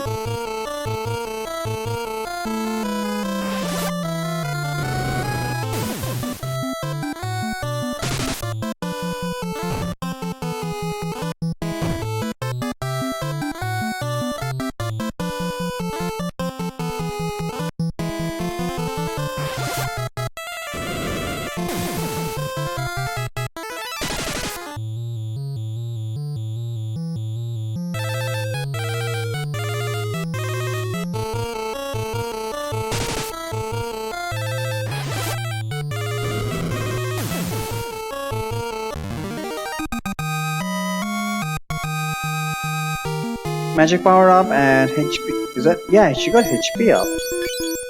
She didn't get MP up though. Well, something or the other. I'll take whatever I can get.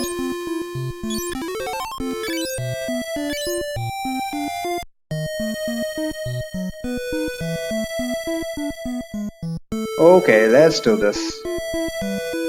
Fingers crossed.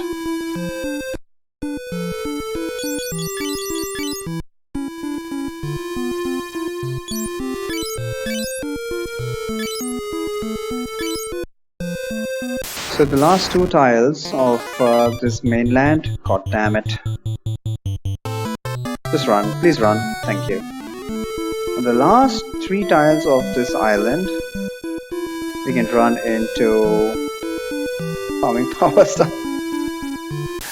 Power stuff is that old man, right? We can get into this kind of an encounter, holy crap.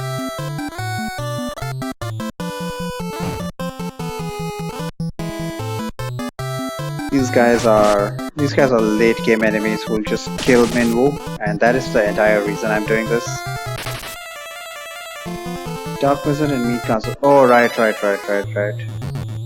Oh, rip.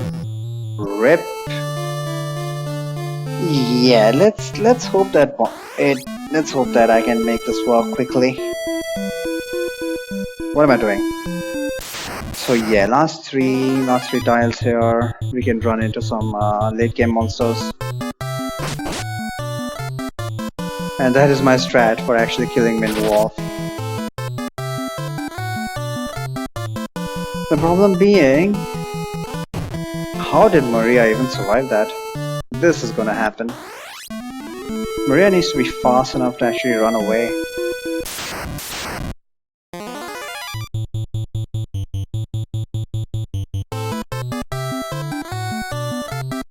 What are these guys doing? Physically attack Minwoo, damn it! Oh, never mind, this is an unrunnable fight.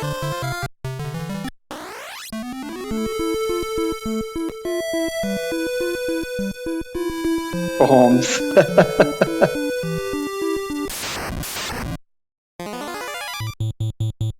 And I think even this is an unrunnable fight. What am I talking about?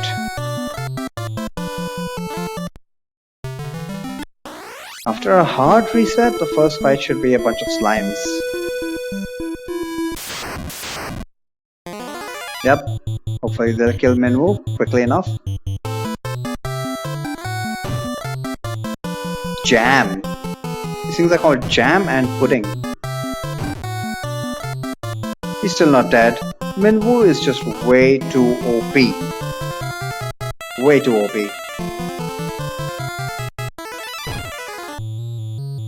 Okay, now it's all down to Maria D rather. Can she run away? Running is actually pretty simple.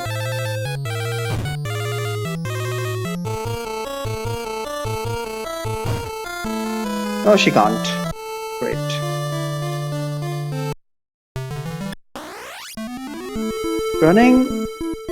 The running mechanic is actually pretty simple. Your chance to run, as long as the fight is runnable, is just your evasion percent.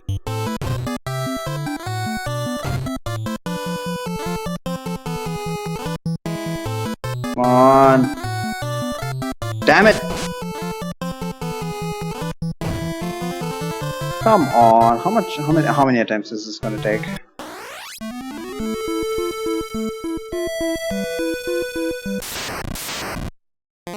But I'm really struggling right now because T's evasion percentage is so low. Look at that, T can't run.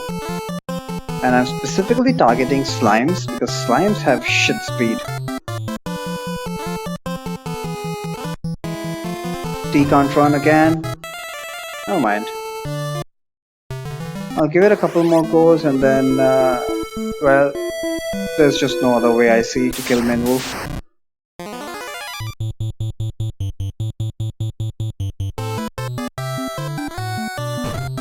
Other than using the long way. Chip away at his health with fire too. Finally! Thank you. I'm gonna save this. Finally she managed to run away. What was the percentage chance? 25% chance. Yep, evade percent is 25 only. So I basically had a 1 in 4 chance of running away. So eventually it was bound to succeed. And because those slimes have shit speed, speed is also governed by evasion percent. I was able to make this work. Okay, now that this has been taken care of, fortunately we can also take advantage of the fact that using an inn does not bring dead people back to life. I mean, imagine an FF5. I never thought about it actually. When an inn constantly brings people back to life, or a tent, using a tent or an inn constantly brings people back to life, every single fight you have to waste a little bit of time killing them again. Very inconvenient.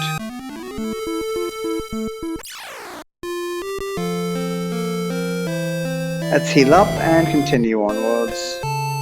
Now that Minwoo is dead, he will no longer be targeted by any of the attacks.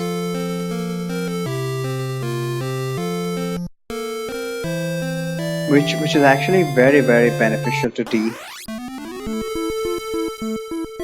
Now that she's got over 100 HP, it's starting to become rather difficult to gain more HP.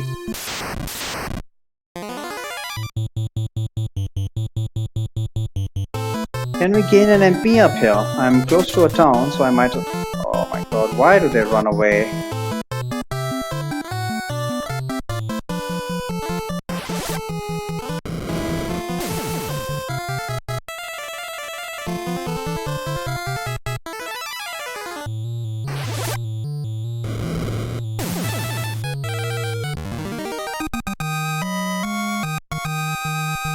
MP up, she actually got an MP up, nice!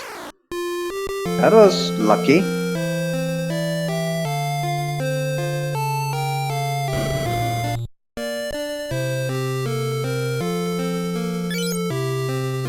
And I think she has enough MP to make the trip to Boft. The primary objective for this was to kill Minwoo.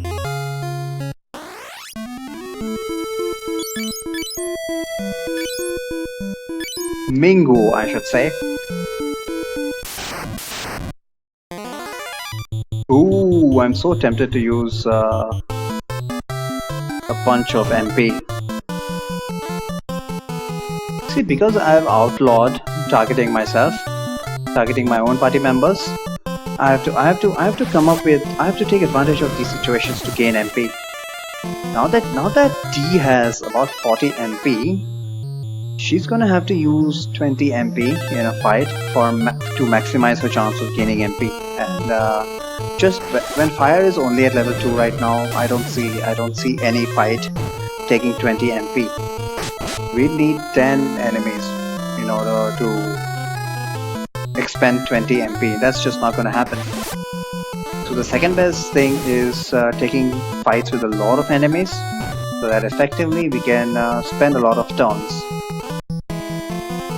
And this is what I meant by the basic premise of FF2 is the longer you spend in a fight, the more rewards you get. And I'm okay doing this because we are very close to a town. She got HP and MP, nice! She's up to 50 MP now. Not gonna have to worry about MP for a while.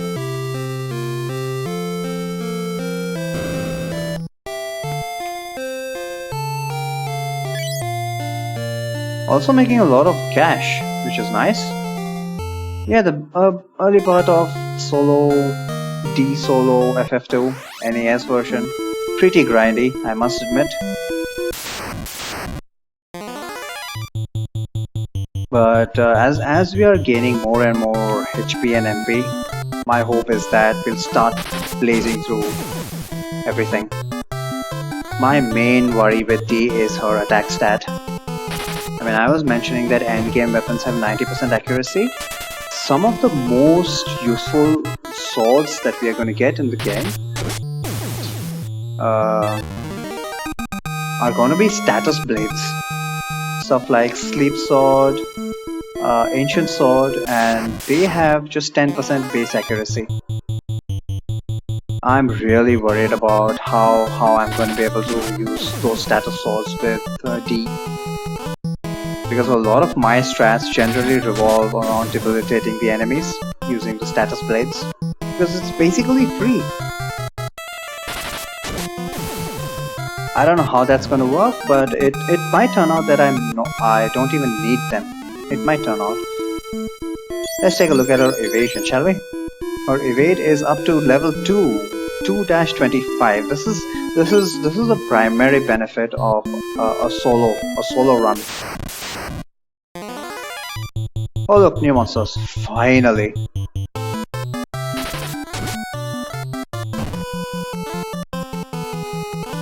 So now that we are in the next loading zone, we can run into slightly more powerful enemies. These guys are all fine. These guys still don't hit hard enough to really matter. One of the enemies here is the soldier. I think the soldier has more defense than D can handle right now. We'll find out. We'll find out. But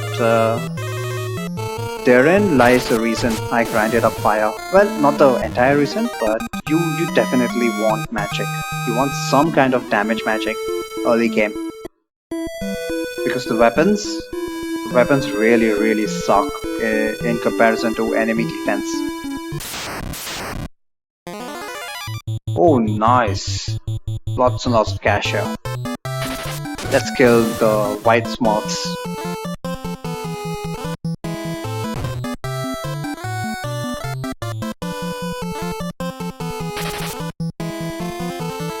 If D wouldn't miss, but as I have alluded to before, it's just natural that she's gonna miss. 70% accuracy, nowhere good enough. 70% accuracy with a proper weapon is just horrible. And I'm not planning to grind for strength points. So without strength,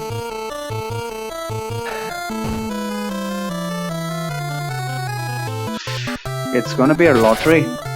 It really is.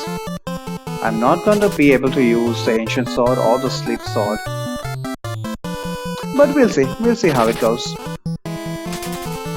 To be honest, this is what I primarily remember from doing a Maria solo challenge run previously.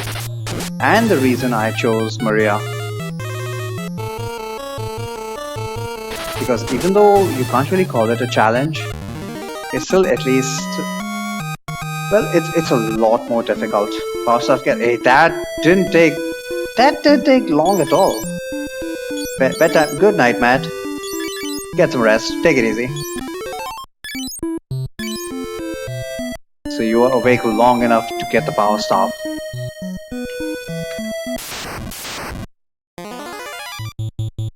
What was I saying again? Yeah, how worried I am about using the status swords. Of course, I don't think I even need to say that I'm not going to be abusing the blood sword. But even if I was, the blood sword has even shittier accuracy than the status blades. So imagine how effective D is going to be with that.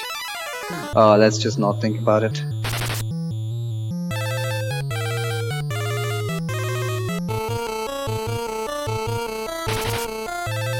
When everything's said and done, I might not actually need the status blades or the blood sword. But this is what's gonna happen because of her shitty strength. Compared to Guy, Maria has... You have to remember, Maria has -10 strength. Okay, this is gonna help. She finally gained a level in sword and shield. So with level 2 now, she will have two shots at 70%. Hopefully at least one of them will land.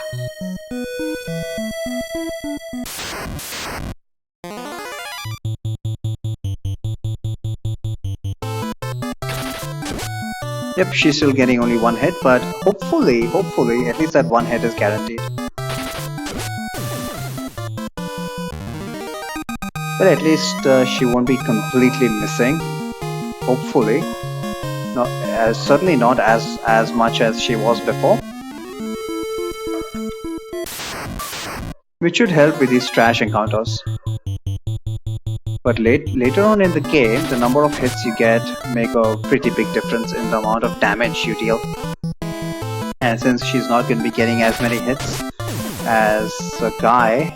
Yeah, look at that. 2 hits for 30 damage, that was a one shot. That -10 strength, the difference between Charlie and D, is gonna make a big difference. In terms of one-shotting versus two-shotting or 3 or 4-shotting enemies. Immediately what I can think of is the Chimera. I don't know how long it's going to take the Chimera. Okay, we are at Poft right now. Let's chat up some people. It's Poft, the port town. Yay! Salamander is to the north. Darksuck is to the east. Okay, fair enough. Want to take a ship? 32G to pop. No thanks. Ooh, nice. I got more than $1,000 now. With nothing to buy. Well, not really. I do have something to buy. Let's check out the pub. Bathsuck is to the east, but it's invaded. They are making something horrible. I mean, the guys at Altea, which is a good distance away from Bathsuck, know that they are making a warship. How come you guys don't know? Idiots. And I think all of these guys say the same thing. But let's talk to this guy with a unique sprite. Fly on airship? Pay me and I go anywhere. Okay.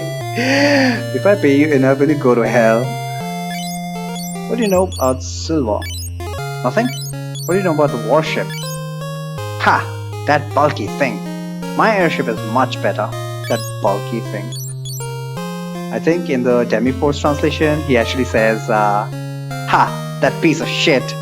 I remember laughing at that. What do you know about the airship? Want to take the airship? Pay the boy behind me. Huh? Initially you said we need to pay you. Whoa! The boy actually has a name. Tom.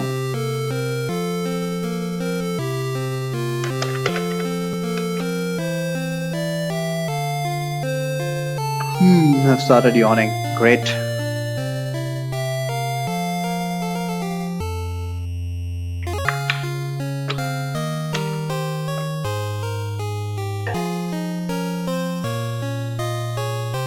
Wanna get on the one and only airship of my boss, Sid? Just a flash to cities far away. Only if I have enough money though. Okay. Okay, just a flash to cities far away. No. What if I say yes?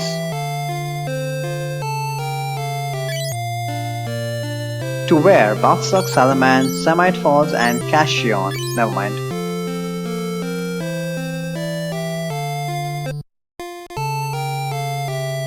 Is there anybody else to talk to here?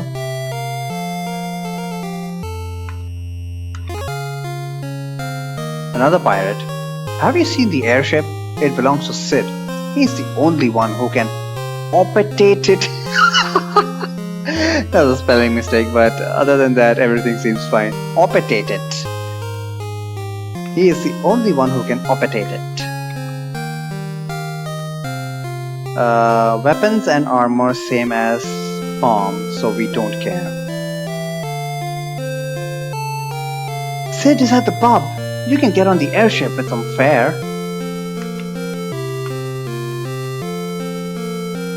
They're making something on the same thing. Yeah, we don't want to buy anything from the shops. I think that's it for Poft. You do need to heal up, right? Not really. Not really. Plenty of MP on D. I was really hoping for an encounter with a bunch of guys so that she could just waste some of her MP for a chance at MP up. But whatever, let's move on. Let's check out this town of Bathsuck that everybody's been talking about.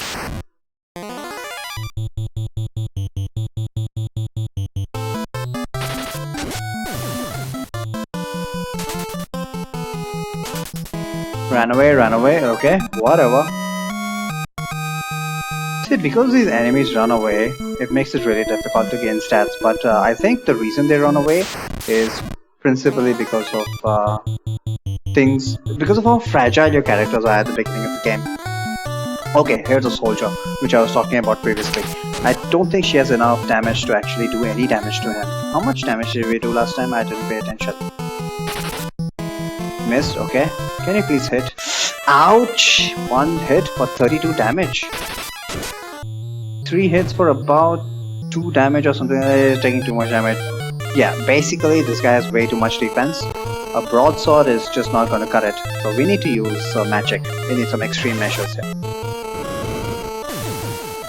This guy has about 45 HP, so he should go down to 1 fire too. On the plus side, he got some vitality and HP. Nice. Always appreciated.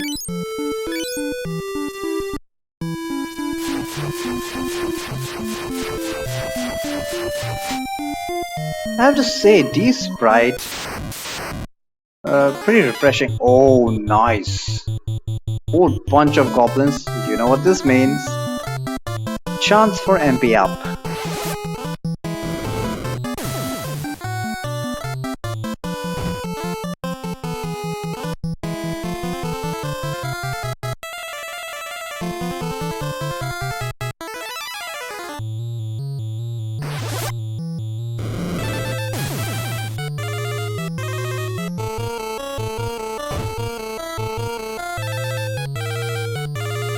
No! Oh, thank God.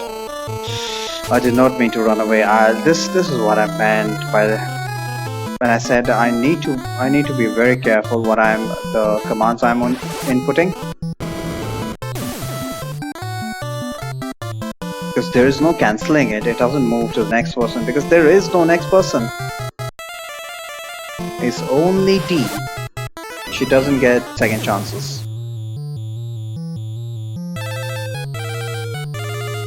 And there's no memory cursor either.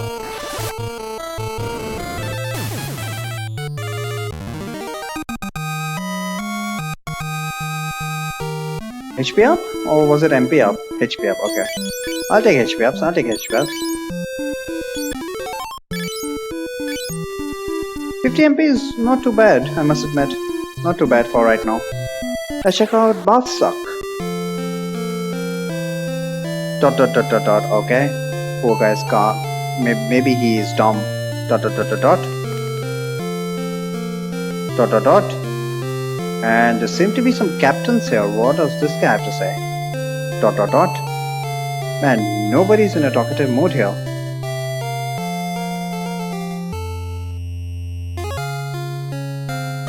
Nope. Nope. Nope. Holy shit, what is wrong with this place? Oh look, unique sprite. Dark Lord. Oh no! Voldemort is in this game? Do not wander around here. Sure, but before that, what do you know about Ivy? What do you know about Silver? What do you know about Warship? What do you know about Airship? Do not wander. Well, since he doesn't want us to wander, that is exactly what I'm going to do. Let's pick up. Oh my god. We got Fear, we got Hell 1, we got Hell 2, and we got Mute. Which level of Hell do I want? I would like the second level of Hell, please.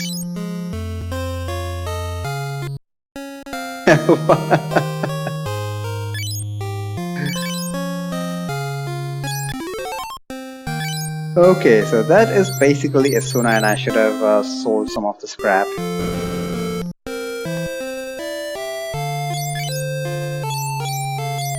Technically, I don't need cure potions. I can sell them for 25 bucks.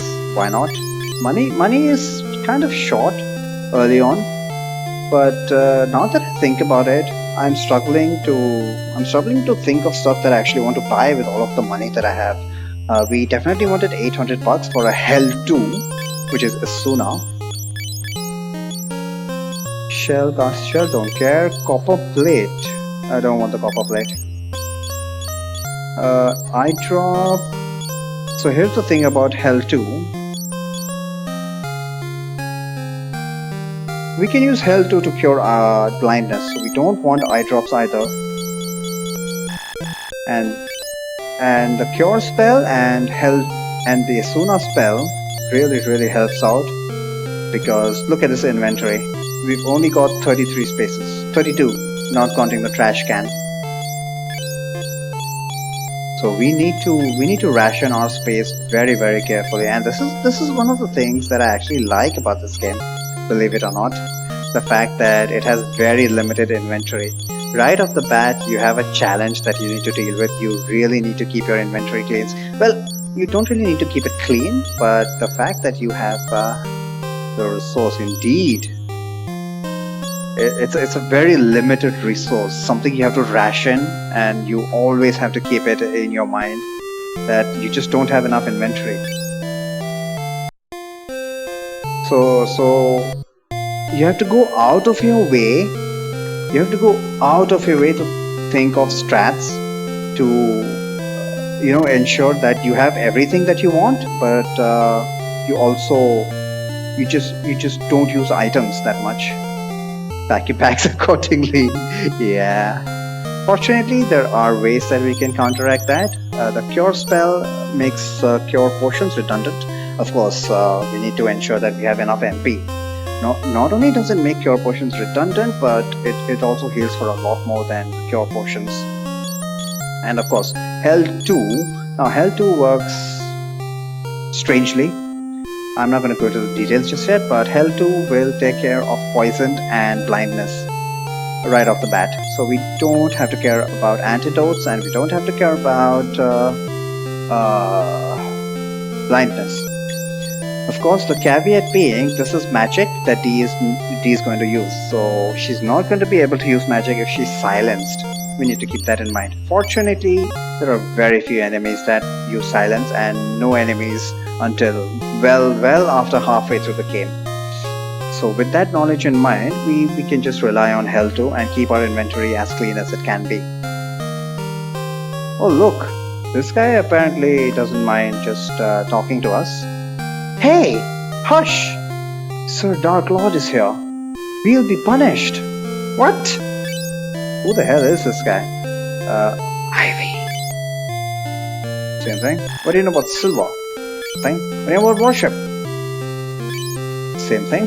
Airship. Nothing. Need to keep this guy in mind. He seems very suspicious. Very suspicious because he's willing to talk in a place where everybody's just responding to us in dots. Okay. Got it. The Dark Lord. Voldemort is here.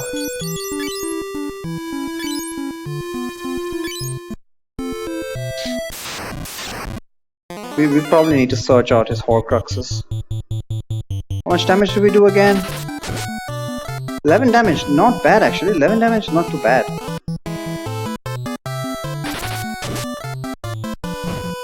So that's 2 turns. Let's see, Maria, D has 152 HP and this guy has 45 HP. Let's see who can whittle whom down quicker. Let's see who wins this DPS race. She's down. He's already done over 50 damage. Okay, good one, D. You're finally improving. More HP, thank you.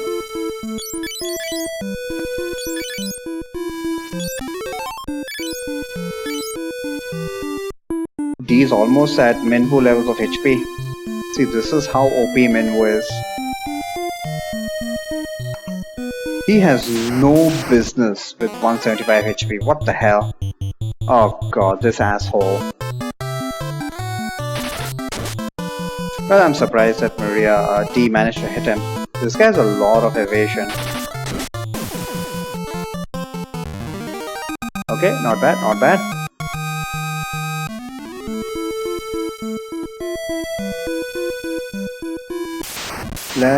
What do we need to do? We need to head to Salamand now. Salamand is to the northwest.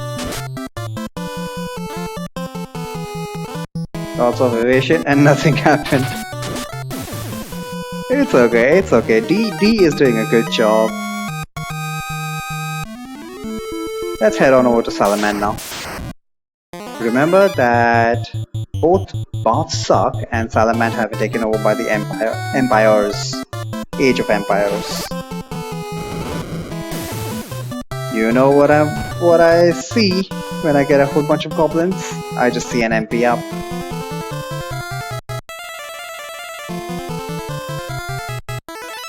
I could multi-target them and kill them all. These guys, even the green goblins only have 10 HP.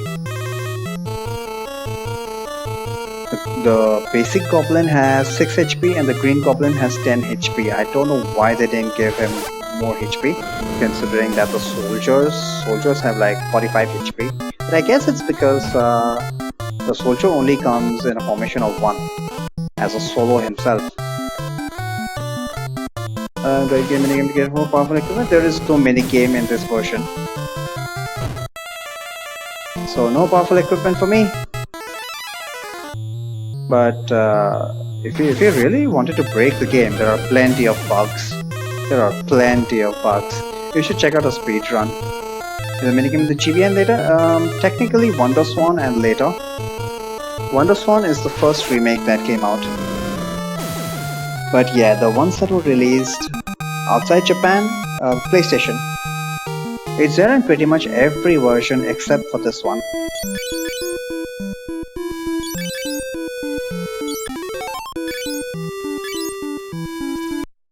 Unfortunately, she did not gain MP, but it's all good.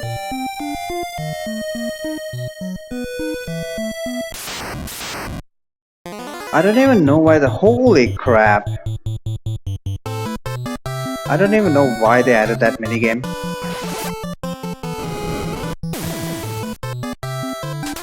But then again, Final Fantasy 1 also has a minigame, so can't really complain. What is a Final Fantasy without its minigame? Are you kidding me? Everybody ran away. Nobody likes me.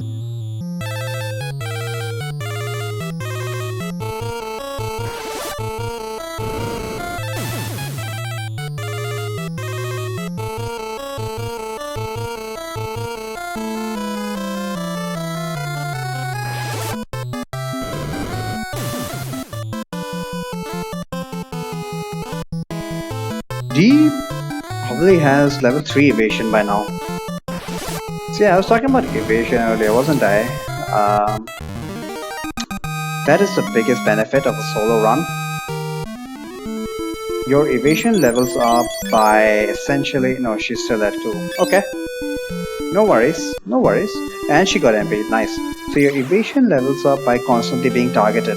And since she's the only one on the field, D is going to be targeted by anything and everything, which is why her evasion is going to skyrocket. She's already at level 2 evasion. You are not expected to have level 2 evasion until halfway in the game.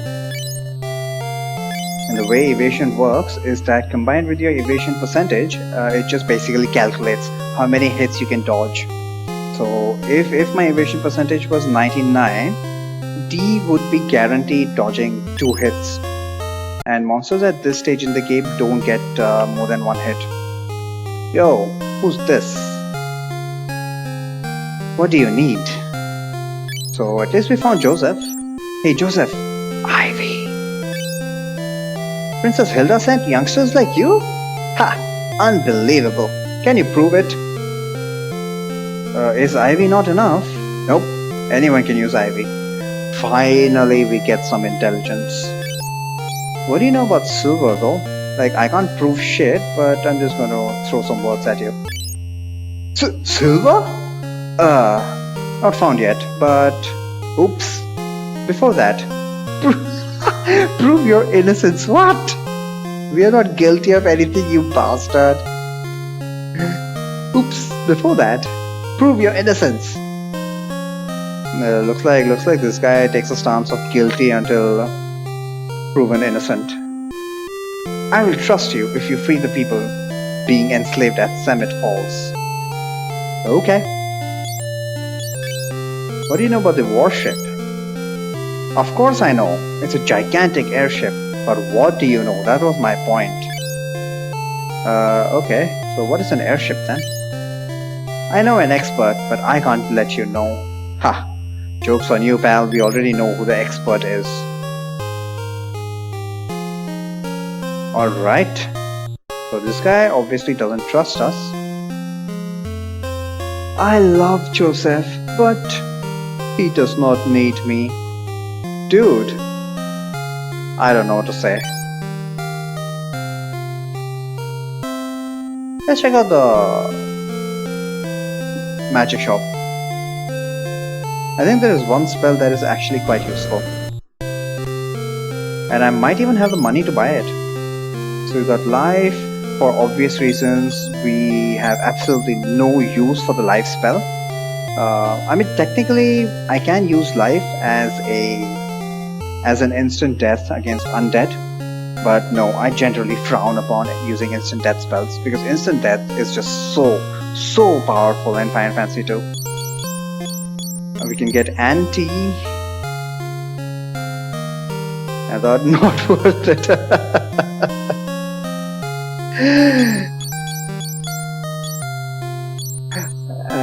Anti is Rasp. Zap? What the hell is Zap? Oh, right. Zap is X-Zone, or rather Warp. Again, instant death, and teleport. Again, instant death. Teleport will take me out of the dungeon. And Zap. Zap, I think, is something that I would be interested in. 1500 bucks though. Do I want to waste money right now? The thing is, I don't really have anything to buy. No, scratch that, scratch that. I actually do have something to buy, and I need to get 1800 bucks for it. Once we actually get the mithril to Topul, he will make us a mithril sword. Will he give it to us for free? Hell no. We need to pay for it. And the mithril sword costs about, I think it costs 1800 bucks. So I need to keep at least 1800 G in hand. Summit Falls is over the mountains south of Salamand. The Empire is mining silver in the cave. I see. So that is where they are mining silver.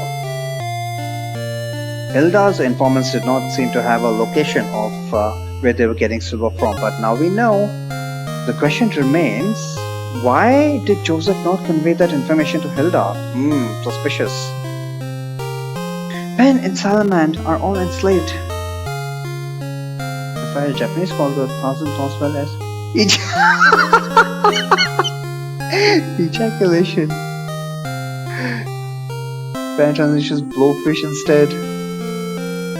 Blowfish. Ejaculation. It's like they want us to make fun of it, but no, I can't really blame them. Ejaculate.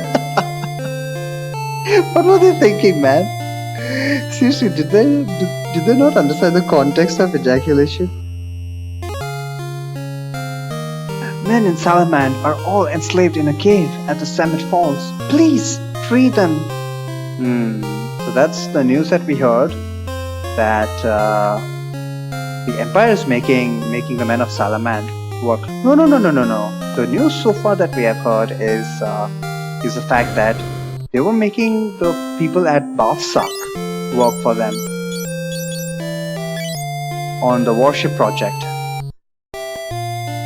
Do we need any weapons? I don't think so. We can buy a long sword, but I'm not going to waste my cash on that just yet. Like I said, I'm saving up for the mithril sword.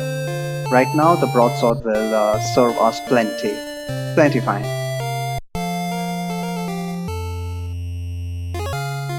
Looked up on the ejaculation was proper. Exactly. I mean, you can understand the translation without taking the context of what we know, like the cultural context behind using certain words.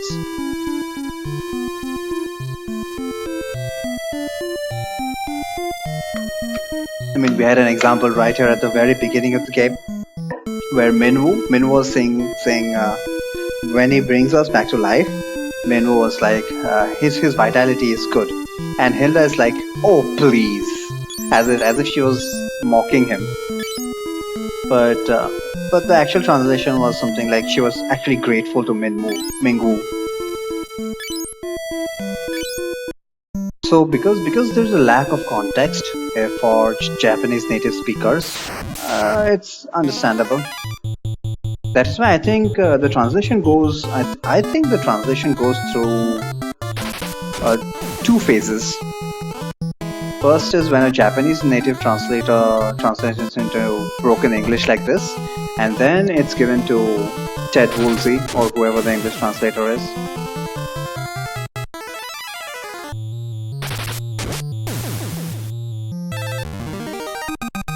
Who is an English native.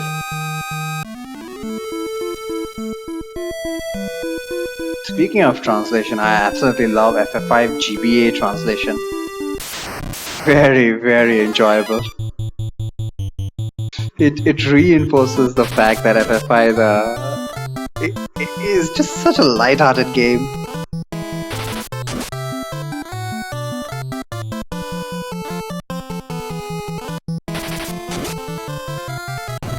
Can you kill him, please? Man, these soldiers are very challenging for D because of how much defense they have. But we need to take this opportunity. More damage they do, the more HP we get, and this is too much damage. I'm just gonna use fire on him.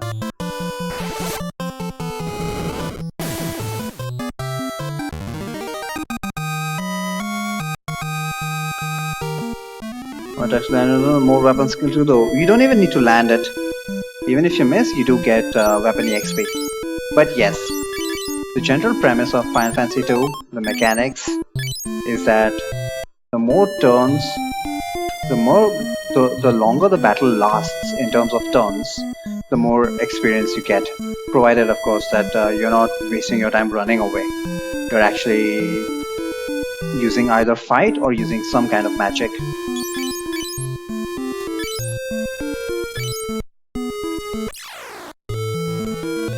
Our first dungeon and some new music. Nothing here. Alright, we can't really interact with this.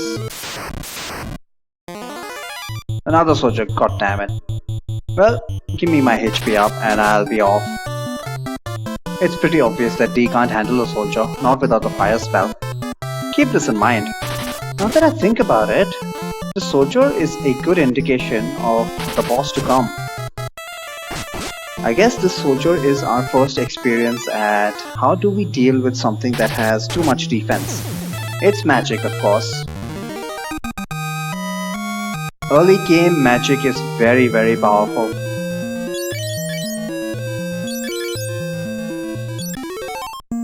And the simple fact remains that even if magic doesn't remain as powerful as it is right now throughout the game, remember that enemies can never dodge magic, unlike the later Final Fantasies where you had magic evade and magic defense. You could use magic defense to take lesser damage from magic attacks, and you could use magic evade to completely evade those attacks. Well, I guess if you take FF5 as an example, you can't really completely evade a fire spell now, can you? It'll do certain minimum damage, but you can use magic defense to essentially take 0 damage, even though you can't evade it. Here, there is no concept of magic defense as such. There is a concept of magic evade, but since you can't evade basic damage spells anyway, you can use that to your advantage here, to use magic in order to guarantee a certain amount of damage.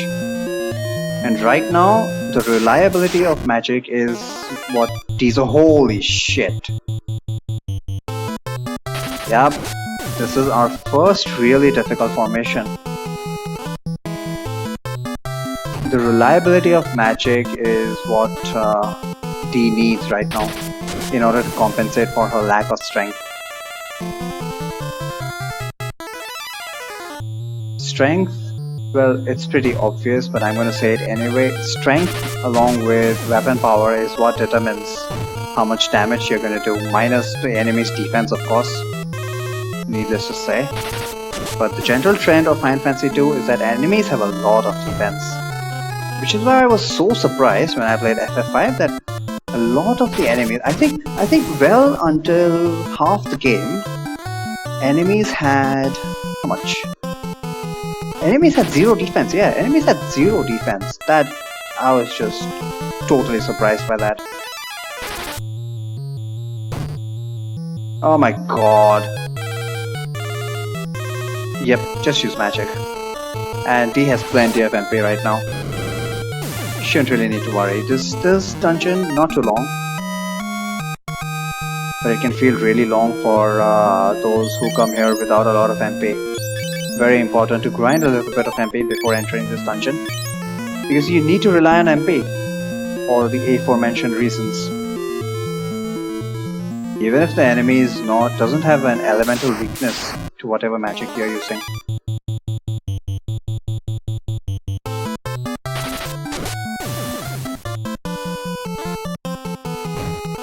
Right now, it doesn't really make sense to run away from fights. Evasion is... now that she got another shield level, evasion would have gone up slightly. The group heal versus single lead, don't you heal less and yet level up cure more? No. Cure will always get 2 EXP depending on the number of times you... every time you use cure outside battle, you get exactly 2 EXP. Whether it's a group heal or a single target heal, it doesn't really matter. Group heal, yes, they will heal for a lot less than single target.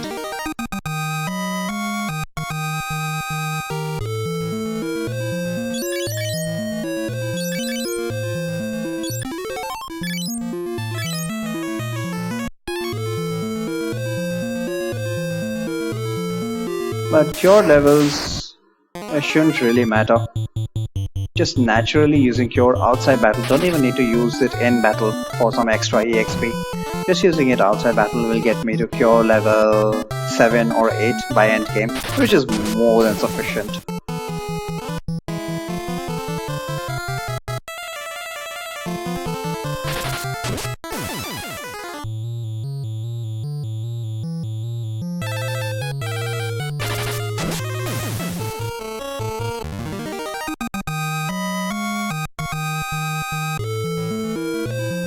So evasion levels, since I am using a shield, evasion levels are going to be primarily governed by shield levels.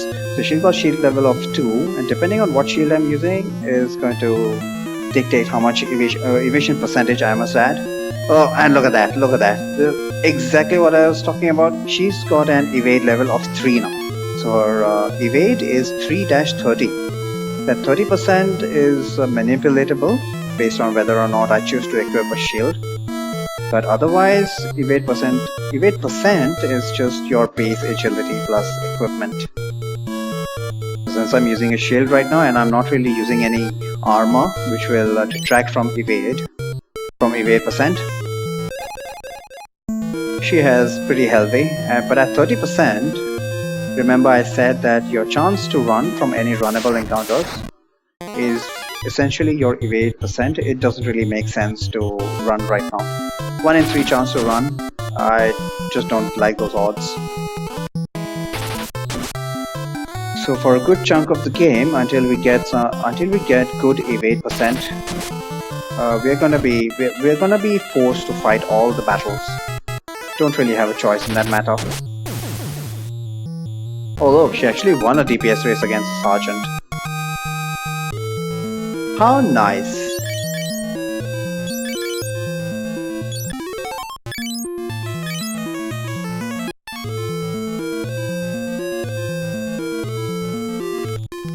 Second floor, and we can just waltz on into the water. What purpose that water serves, I do not know. Man, I'm getting a lot of soldier battles, which is actually nice because it's one of the few ways I can gain HP right now this early in the game. D is already up to 214 HP. Remember when I said that vitality and HP are going to sort themselves out sooner rather than later? This is exactly what I meant. She's already at a HP level over Minwoo. And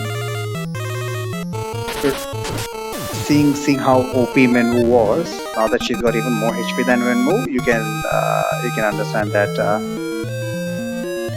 she's got way more HP than you're supposed to have at this stage. That is yet another benefit of the solo run, although this is going to taper off.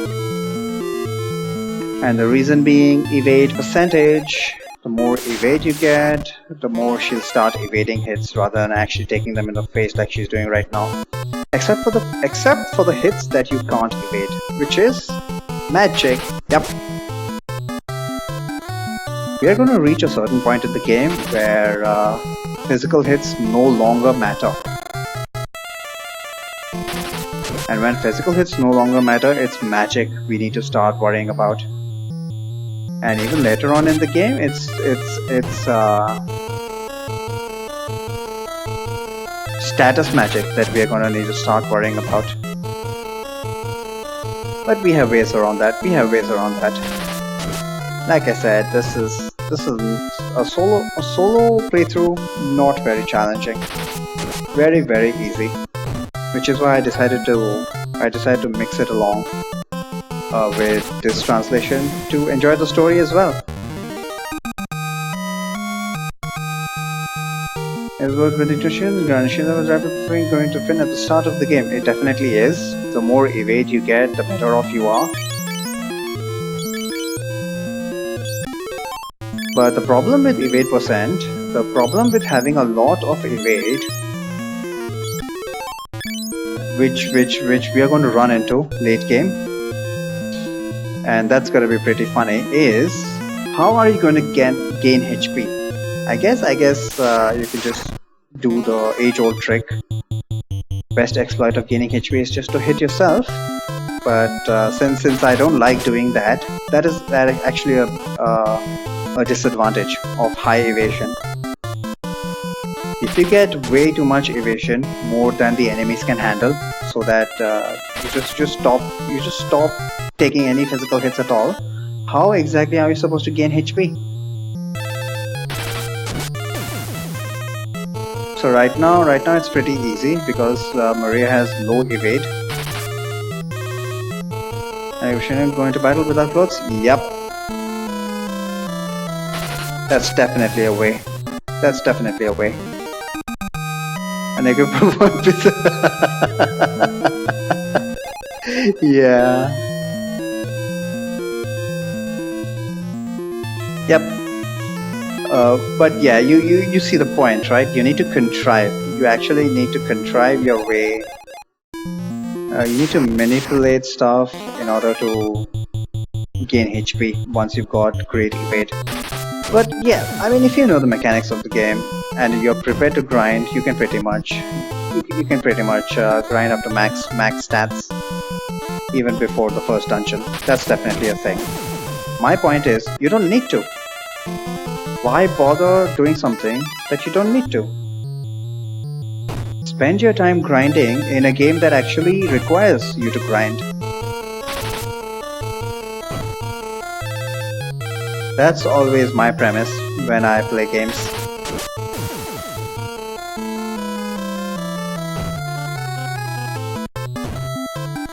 Generally, a speed run would give you the best strats to make it through the game. Oh my god! I need to use magic here. Holy shit! Can you not kill me, please? Wow, she started this fight at 252 HP, and because of all these fucking arrow attacks, she's down to almost double digits. Generally, a speedrun will give you good strats to make it through the game without much effort. But the problem I have with the Final Fantasy II NES speedrun, it just takes advantage of so many glitches in the game. It's not even funny. I would have liked a glitchless speedrun, but there is none. The game is just not popular enough. I tried it out once, and yeah, I think it's feasible to make it through the game in 6 or 7 hours, glitchless. What you need to do is just grind sword and shield levels up to, say, level 10 or something. And with level 10 shields, if you start dual wielding shields, you'll naturally have 99 evade and you can run away from fights. And the fights that you can't run away from, you can pretty much deal with physical attacks.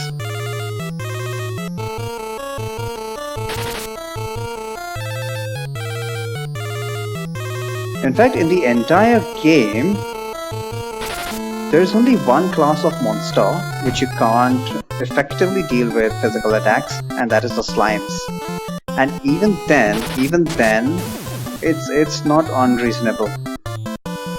Once you've got good, once you've got very high levels in whatever weapon you're using, you'll be getting critical hits on a regular basis. And since critical hits ignore defense, you can still get through the defense of those slimes.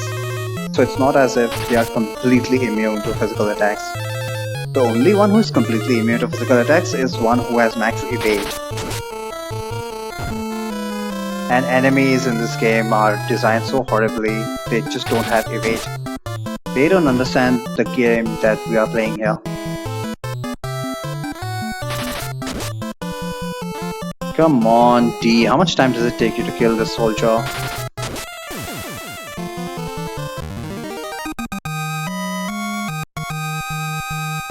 More HP up. Yes, please.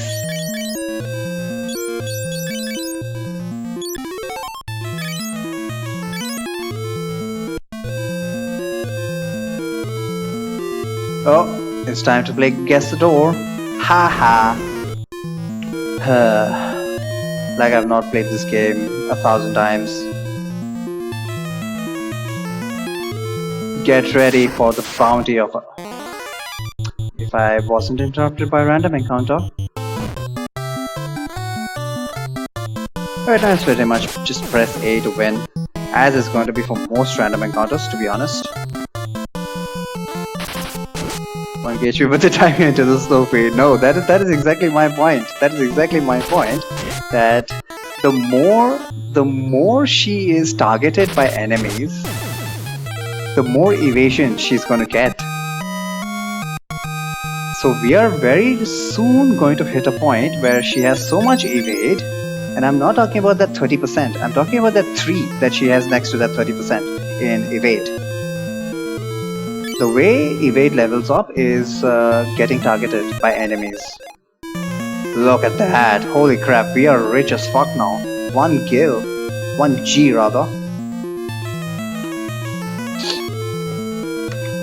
She's going to have so much evade because everybody... Oh no. I was just talking about you guys. You know what? Screw you guys. They have a crippling weakness to fire. So yeah, the more you are targeted by enemies, the faster you will get evade levels.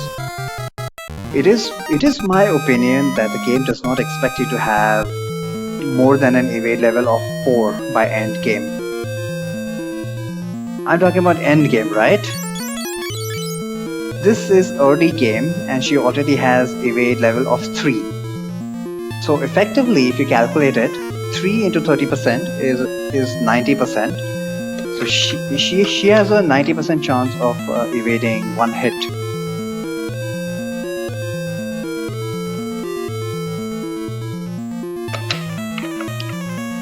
And right now, monsters don't get more than 1 hit per turn. Not per turn. Don't get 1 hit, more than 1 hit. We can start encountering monsters that get 2 hits, only starting from the snow cave. But yeah, effectively that's what it means. She's been getting hit so much because she's been getting hit by magic attacks. Those soldiers enemies, and yeah, look at this. I think this fight is a very good demonstration. Look at how much the Bigfoot is missing, and that's because of her evasion. Her evasion is only 30% right now, but evasion mixed with evade levels effectively gives you a calculation of how many hits you can dodge on average, mind you. Yep, these guys never got a hit in, and there were 5 of them, mind you, so they had plenty of opportunities.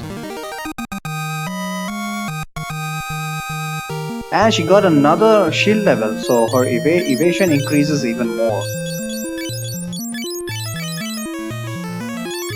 Her evasion is up to 35% now.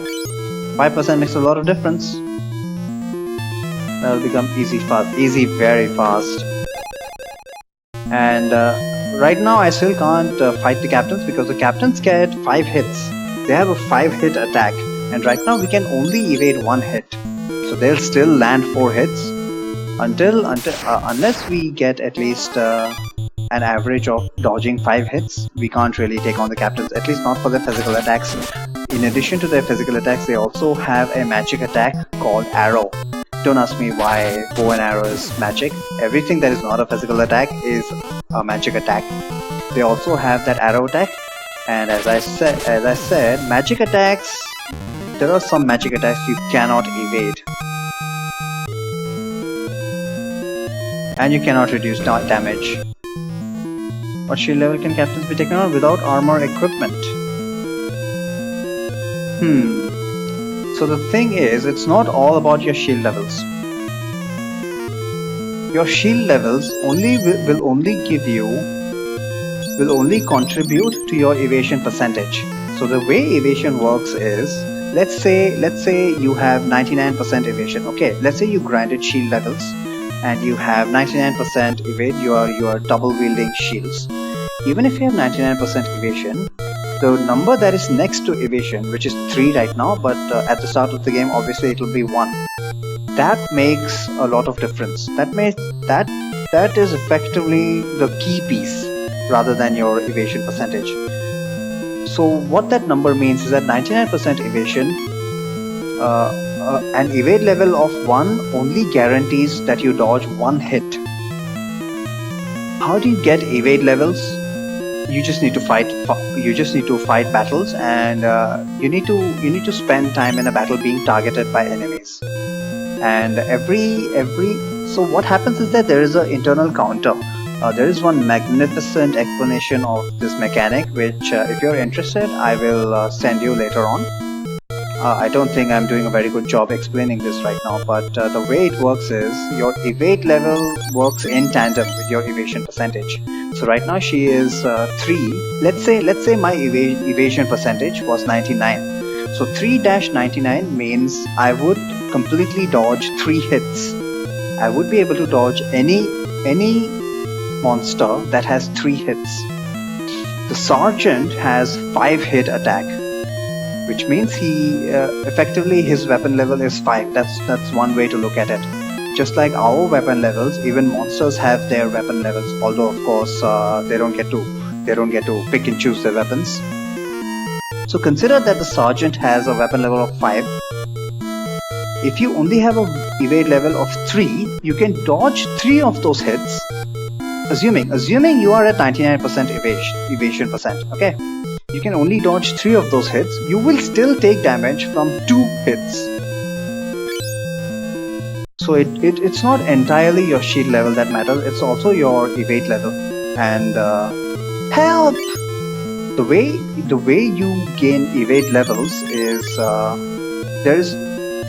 it's just like grinding shield levels. So you actually need to use the attack command, physical attack command, in order to get experience for shields. But how does evade level gain experience? It's by being targeted by monsters. Let me demonstrate in my next random encounter. Nelly. Even though she's crying, does she know anything about Ivy? No, I don't think so. Well, she's crying. She can't help us out. Let's just talk to Paul. What the hell is Paul doing here? Hey, Mac! You saved our lives. What? Morgan was taking Joseph's daughter as a hostage. I'll take Nelly and all. Thanks. See ya. Oh, and he just gets the hell out of here.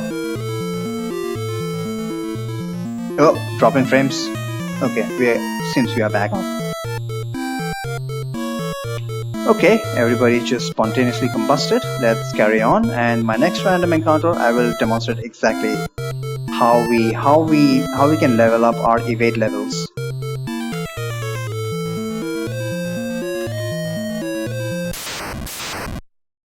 Okay, so this is not a perfect battle, but this will do. So you see we've got 6 monsters on screen. Let's just assume that they are going to be physically attacking me. Mind you, evade only works for physical attacks.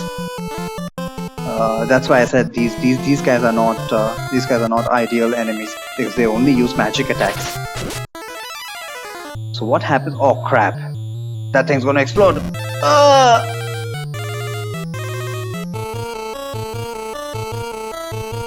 Okay, so let's just assume that every one of these bombs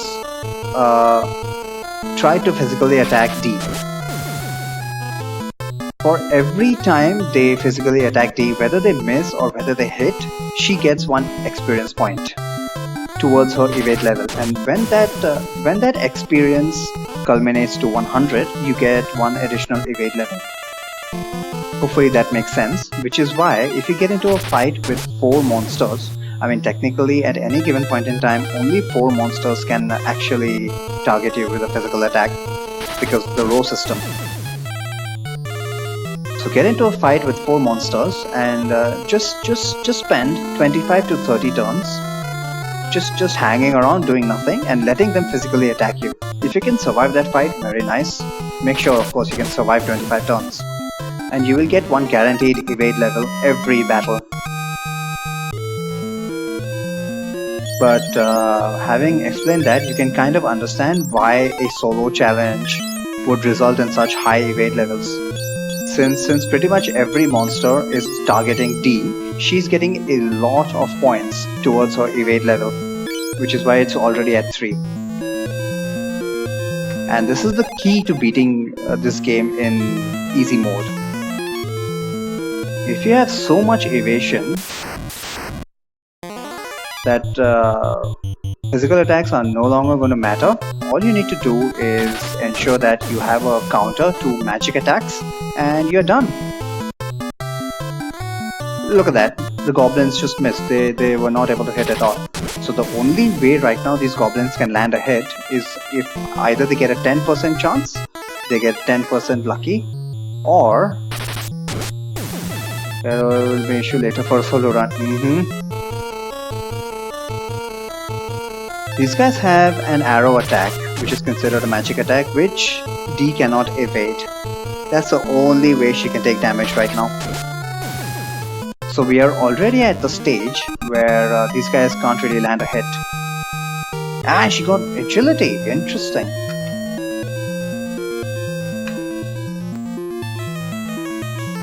Evasion is the name of the game.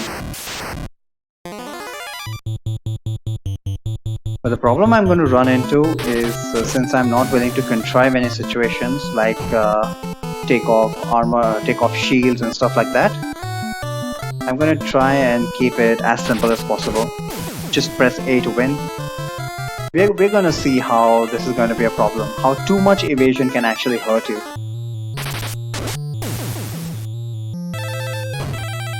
In one of my runs,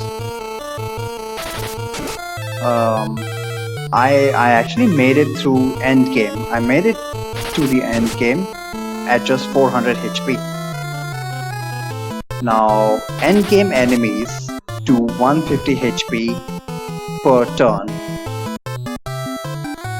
with magic attacks, and you can get into a fight with 5 of those enemies. Just imagine that situation. How the hell am I supposed to survive that? That is how the Abyss Worms became one of my most favorite enemies in this game. They actually punish what is considered as a game-breaking mechanic of this game, and that's why I love those Abyss Worms so much. They do 150 damage. You can get into a battle with 5 Abyss Worms, which means that if all of them get a hit in, you are looking at 750 damage. You are looking at 750 damage, and there is nothing you can do about it.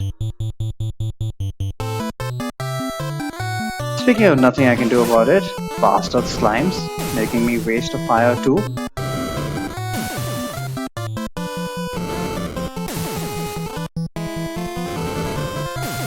And I actually hope to demonstrate exactly that same situation once we reach endgame, which is going to be quite a long way away, but we'll see.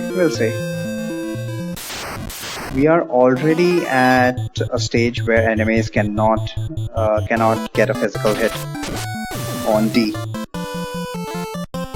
Sergeant D missed. Yep, get used to that. Sergeant D missed. We don't have to care about HP at all. HP, it'll take care of itself, but more important is evasion. If you got evasion down, you pretty much can neutralize any physical hitting enemies. How much HP do you have? 291. Should be okay. Should be plenty. Let's do this. No one takes my silver. What do you mean, my silver? Aren't you working for the Empire? For boss time against the sergeant. Now this guy has so much defense that D cannot do any damage whatsoever, and he hurts as well. Now this guy is the first enemy that we have encountered that gets 2 hits. Remember how I was saying that we no longer have to care about physical attacks? That is not true, because at her current mix of evade level and evasion percentage, we are not guaranteed evasion at any stage, but on average, D will only dodge 1 hit. Sergeant gets 2 hits. So more often than not, he will get a hit on D. Sometimes I can get lucky and he'll miss. And he also has an arrow attack like all of these guys do. Look at that, arrow 3 for 660 damage. It hurts, man. 60 damage is nothing. We can deal with that. So this guy is the entire reason we want fire at level 2. I mean, fire at level 1 works too, it just takes a lot longer. This guy has about 140 HP. And she got hit. And we got a nice drop from the sergeant. Thank you very much. I can sell this, I don't need to use it. There we go. Because we cannot hurt this guy with physical attacks, we need some kind of magic, whether it is fire or not water, ice or bolt. Absolutely need to buy one of the black magic spells.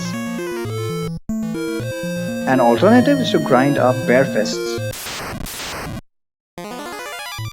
Unarmed damage at the beginning of the game is much better than any weapon.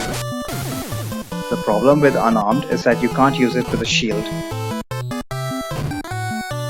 They made it so that you could use unarmed with a shield in the later versions, but at least they compensated by nerfing the damage. Unarmed damage is pretty obscene early game. That is another way you can tackle the sergeant, but since I don't plan to use unarmed after early game, it really doesn't make sense. That is why I chose black magic instead. Black magic is something they can't evade. Also, unarmed has the incredible property of great accuracy. I like the balance. I like the accuracy balance they went for in weapon design here. So you have unarmed, which is the best damage you can get right now. Let's say you got fist at level 3 instead of sword at level 3. If you got fist at level 3, it would be doing over 100 damage, guaranteed. Even someone as stupid, as weak as D would be able to do that much damage.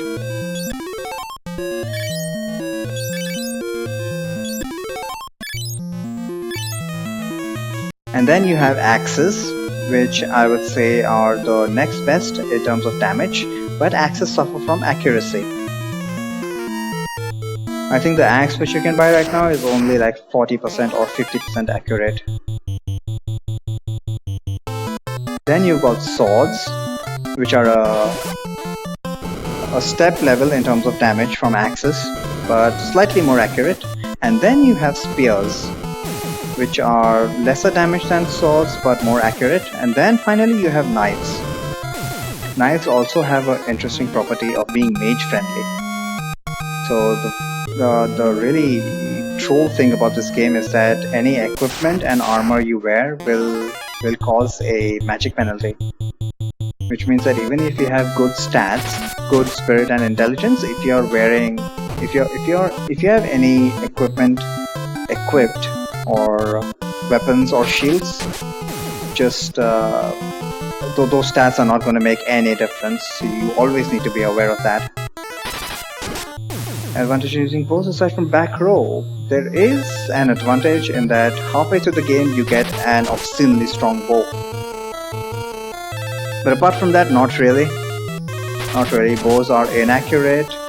Bows don't do a lot of damage. The only benefit of using bows is that halfway through, by the time you reach that particular bow which I'm talking about, you should have about level 5 in bows. And yeah, you'll be wrecking shit with that bow. I'm talking about the flame bow which you get in Dist. That's the only advantage. And another advantage is endgame. Endgame bows are pretty nice. The ice bow, the Yoichi bow is just obscenely strong. So if you do decide to go with bows, you're not gonna have a bad experience. But yeah, you're gonna have to take the pain. You're gonna have to take the pain for half the game at least. Not to mention the fact that you can't use shields. As far as I'm concerned, the fact that you can't use shields is a deal breaker. Don't use bows. For no other reason than the fact that you cannot use shields. Bows are double-handed. In the treasure box you found warp. Suddenly, monsters appeared. And this guy is... Welcome to the first monster in the box in Final Fantasies.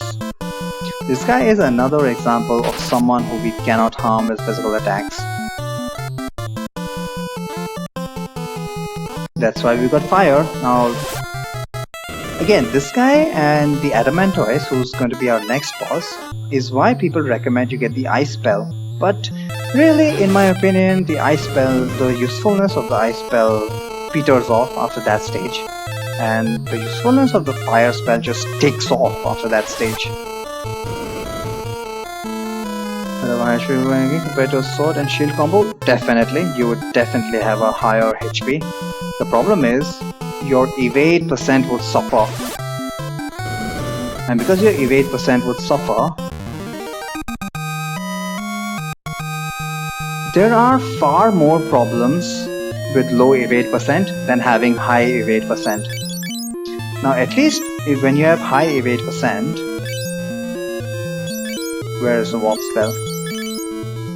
At least with high evade percent, you've essentially taken out one aspect of the challenge, is that physical attacks are no longer going to hurt you. But of course, the caveat being that you won't have enough HP. There are ways around that, which we have discussed, but again, it is a problem. If you don't have evade, if you don't have any evasion, and if you want to trade evasion for HP, first thing is, evasion is a seriously overloaded statistic in this game. Not only does it affect how much damage you're going to take, or whether or not you're going to take damage at all, it also affects turn order. Very, very important to know. It affects turn order. So with low evasion percentage, especially in endgame, you will always get your turn last. That in itself might not be a bad thing, because if you have enough HP to tank all of their hits, then who cares if you go last, right? As long as you're able to systematically one-shot the enemies. There is a bigger problem though. There is a much bigger problem.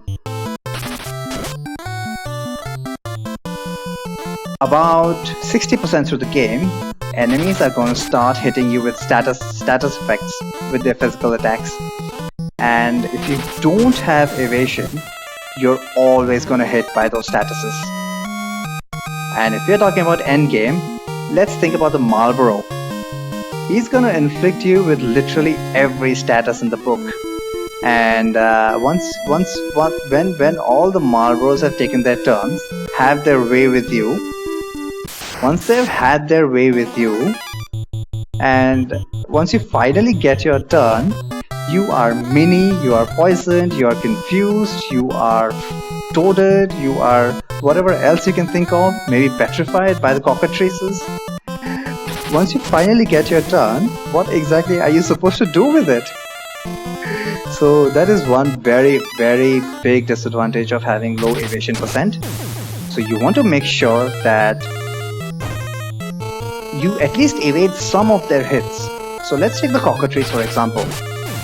Cockatrice, you can start encountering cockatrice halfway through the game, not even end game. If you don't, let's say you decide to go with the bow, which means that your evasion will be say 10 or 20%. I don't think it'll be more than that. 10 or 20% evasion. which means that the cockatrees have 5 hits, mind you. So if they land all of their 5 hits, chances are that more often than not you will be petrified. There is nothing you can do about that. So kids, evasion is very important. Having evasion is far more important than having not enough evasion, because HP is something that you can deal with. You can grind. I would say it's far easier to grind HP than grind evade. Once you've taken care of your evade levels and evasion percentage by having good shield levels, then you can choose to put it away for a while and grind some HP if you really don't want to go the route of hitting your own party members. Grind some HP so that you can deal with magic attacks, but you absolutely want to make sure that you evade those physical hits, because it just leaves you completely debilitated. And that's only turn order. Later on in the game, in the final dungeon, you have a monster which does HP drain. How HP drain works is, per hit they siphon off a percentage of your HP. If you can't imagine how OP that is, let me give an example. This enemy called the Death Rider, he has an 8-hit attack. Okay? HP drain does 1/16 of your max HP. Max HP, not current HP. HP drain does 1/16 of your max HP per hit. So if you don't have evade, each Death Rider is going to hit you with 8 hits. You're not evading any of those hits. This is the worst case scenario I'm talking about. And you can get into an encounter with 4 Death Riders. So just imagine that scenario. No matter how much HP you have, 2 Death Riders, if they target one guy, you are dead. Game over would be inevitable with Death Riders. Yep, that's the scariest part of Final Fantasy 2. And that is, Death Riders, I would say, are one of the primary reasons people rage quit. Simply because they have grinded a lot of HP. Nobody knows what evasion does. And then you got 3 or 4,000 HP. You go into the final dungeon. Up until that point in time, you've had an easy game. Most of the monsters are doing about 1,000 damage, and since you got 4,000, you got plenty in the bank, right? These Death Riders come along and do 2,000 per hit. Every time they hit you, they do 2,000 damage. And so two Death Riders combine and just kill off one of your guys. And then 2 more Death Riders kill off your other guy, and you can't even kill those Death Riders because they're draining back all the HP that you do in damage. So it feels like Death Riders have infinite HP, and it feels like they just hit way too hard. That's not true at all. They're just doing HP drain. So if I have, let's say, 400 HP, actually that's not true. They would still kill me. But let's say I have 1,000 HP. They would only do 200 damage in terms of HP drain. Of course, over and above their HP drain attacks, they do normal damage as well, and they have an incredible attack stat. So without HP drain, if they're doing 500 damage, if I have 1,000 HP, they will only do about 700 damage total. But if I had 4,000 HP, they would be doing over 2,000 damage. That's how HP drain works. And there are many enemies here in this game with HP drain, but none as bad as the Death Riders.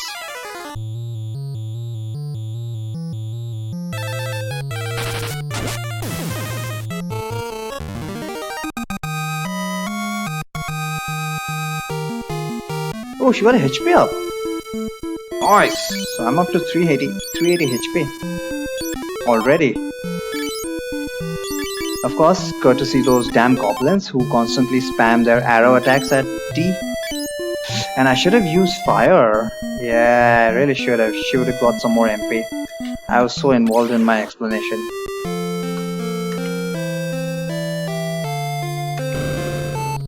Oh well. Need to remember that for next time. So we got the material from Summit Cave. We also got a complimentary warp spell. So so we don't need to spend 1500 bucks. And I hope I have 1800. Oh, I have plenty of cash. Awesome. Maybe I can even start running away from fights now. Yeah, but just don't have enough evasion percentage. I would say at least 70 or 80%. Once D gets to 70 or 80% with double shields, I don't even mind using double shields. I'll start running away from fights. Doesn't really make sense.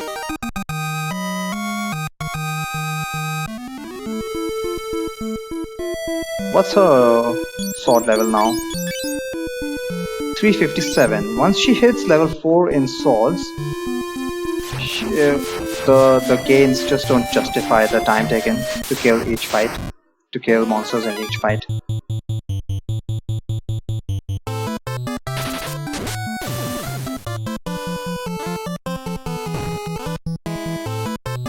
So my primary concern now is how the hell am I going to get more strength on D? So the way I thought of a strategy is I'm gonna take fights with 4 or more enemies, assuming that I one-shot every one of them. So any fight which is going to make me take at least 4 or more turns, I think I will take that fight.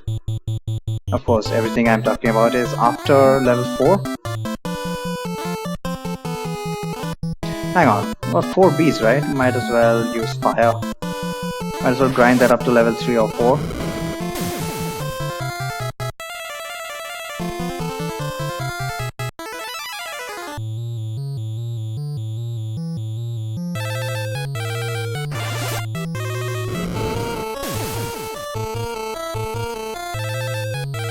Look at them. These guys are just not able to hit D at all now. Because these guys only have a one-hit attack. Anything which has only one hit, I think we are pretty much... they've been neutralized. They've been schooled. Get wrecked.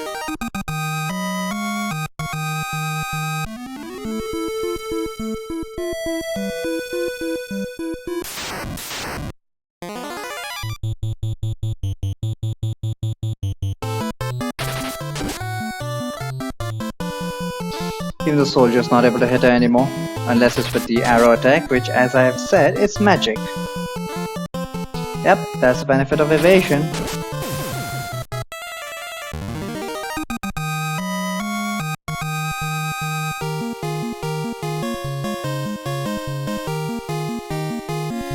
But as with everything in life, I think it's always best to have a balance.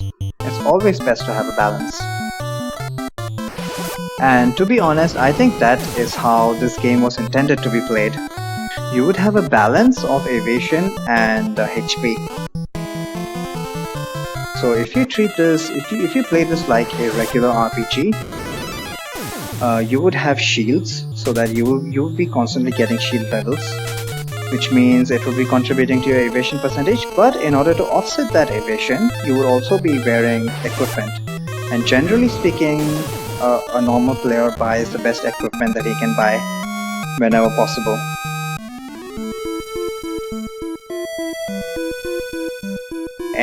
Unfortunately, most of the defensive equipment, it really plays havoc with your evasion percentage. Which is a reason that I haven't bothered with any clothes for Maria. Oh my god, what the hell? These guys are landing the 10% chance that they have.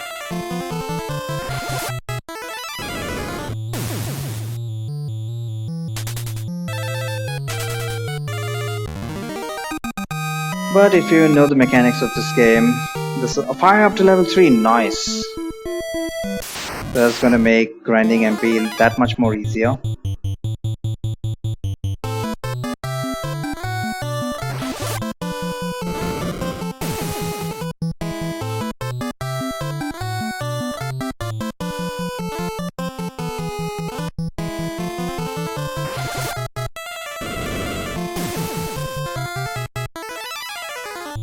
I think the game expects you to use all four characters, which means that nobody would be getting targeted sufficiently enough for their evasion to really skyrocket like Tease has done. I'm sure she would have level 4 by now. Look at that! Look at that! She already has level 4 evade at 37%. Ridiculous. That's just ridiculous growth. Just because of the number of times she's being targeted by monsters. And every time she's being targeted, she gets 1 point. And every time that rolls over to 100, she gets an evade level. And every time she gets an evade level, that's one extra attack that she can dodge. Essentially, that's one extra roll for evasion to calculate how many hits she can dodge. Okay, so we got the Mithril, and oh man, I forgot to talk to people at Salamand. Idiot. Whatever. And now that I think about it, I forgot to talk to Tobul at the beginning. Crap. But I don't think he has any changed dialogues. I am just an ordinary old man. Like, for what? Okay, are you really ordinary though? Ivy. I was disguising as if...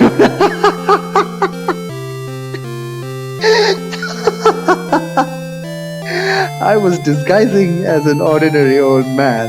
I am Taboo, the best smithy of the rebellions. How can you disguise yourself as something that you already are? Oh god, what do you know about silver? We need silver for better swords and armors. Warship? No? Airship? No? Let's just give him the silver. Oh, silver! Alright, I can make stronger weapons and armors now. Yay! He's so happy. And immediately another guy shows up here in the shop. I wanted to buy a mithril sword, so that's exactly what I'm going to do. And let me sell off all this crap.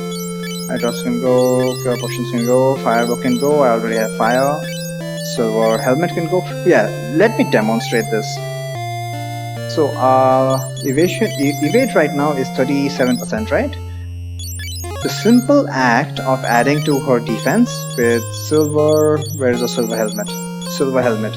Right now her defense, which is called absorb, is 0. Defense goes up to 4. And let's take a look at evade. Evasion goes down to 32%. So that was a 5% hit in evasion. That was actually quite surprised. It was only 5%. I would take that. 4 extra defense for 5% drop in evade. I will take that actually. But for now, I'm more interested in the cash. It's not as if monsters are going to be able to hit me. And that's it. That's what I can sell, right? I got the silver blade. Let's equip that. Good damage increase, 10 to 22. So when she does, and I think it has better accuracy as well. So let's take a look at her accuracy now. Oh god, 61%? It has less accuracy? Holy shit! This is bad.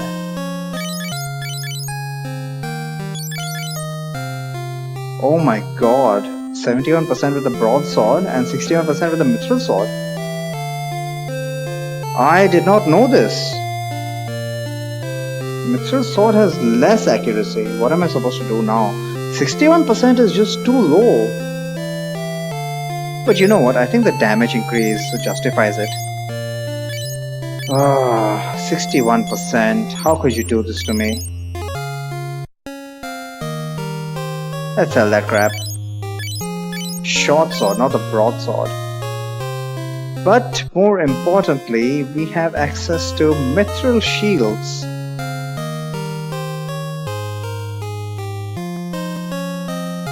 I can use temporary characters? Not that I know of. I don't think so. I don't think we have access to the other characters via hacking.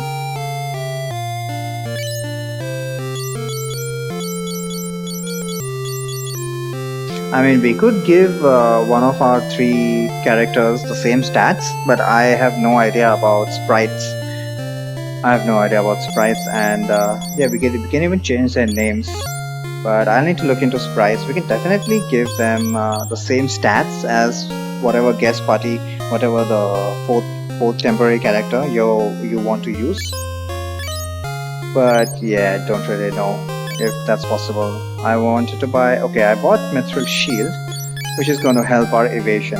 So evasion is 37%. Remember that shields contribute to your evade percent. So with a Mithril Shield, our evade goes to a whopping 45%. Hell yeah! All the stats and sprites swap with multiple hex values. There are definitely a lot of hex values for stats and whatever abilities and their current weapons and skill levels. It's like a good 3 or 4 rows, not rows. Yeah, there's a good 3 or 4 rows of 16 bytes each that are used for each character.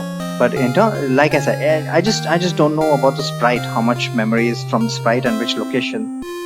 I know about the locations of where we can change their stats and their proficiencies with weapons and magic and what magic they have learned. But I don't know about the sprites. I think if that is I could figure that out, then it would definitely make a solo character with Minwoo or Gordon or those the other guys possible. That's actually a good idea. I'll see what I can do about that.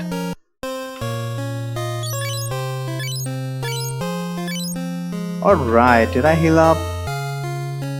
Yep, I healed up. So we have completed the mithril arc of this game.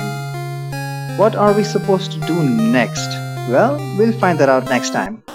That's gonna be it for today. You guys have a good day. Take it easy. I'll see you guys next time.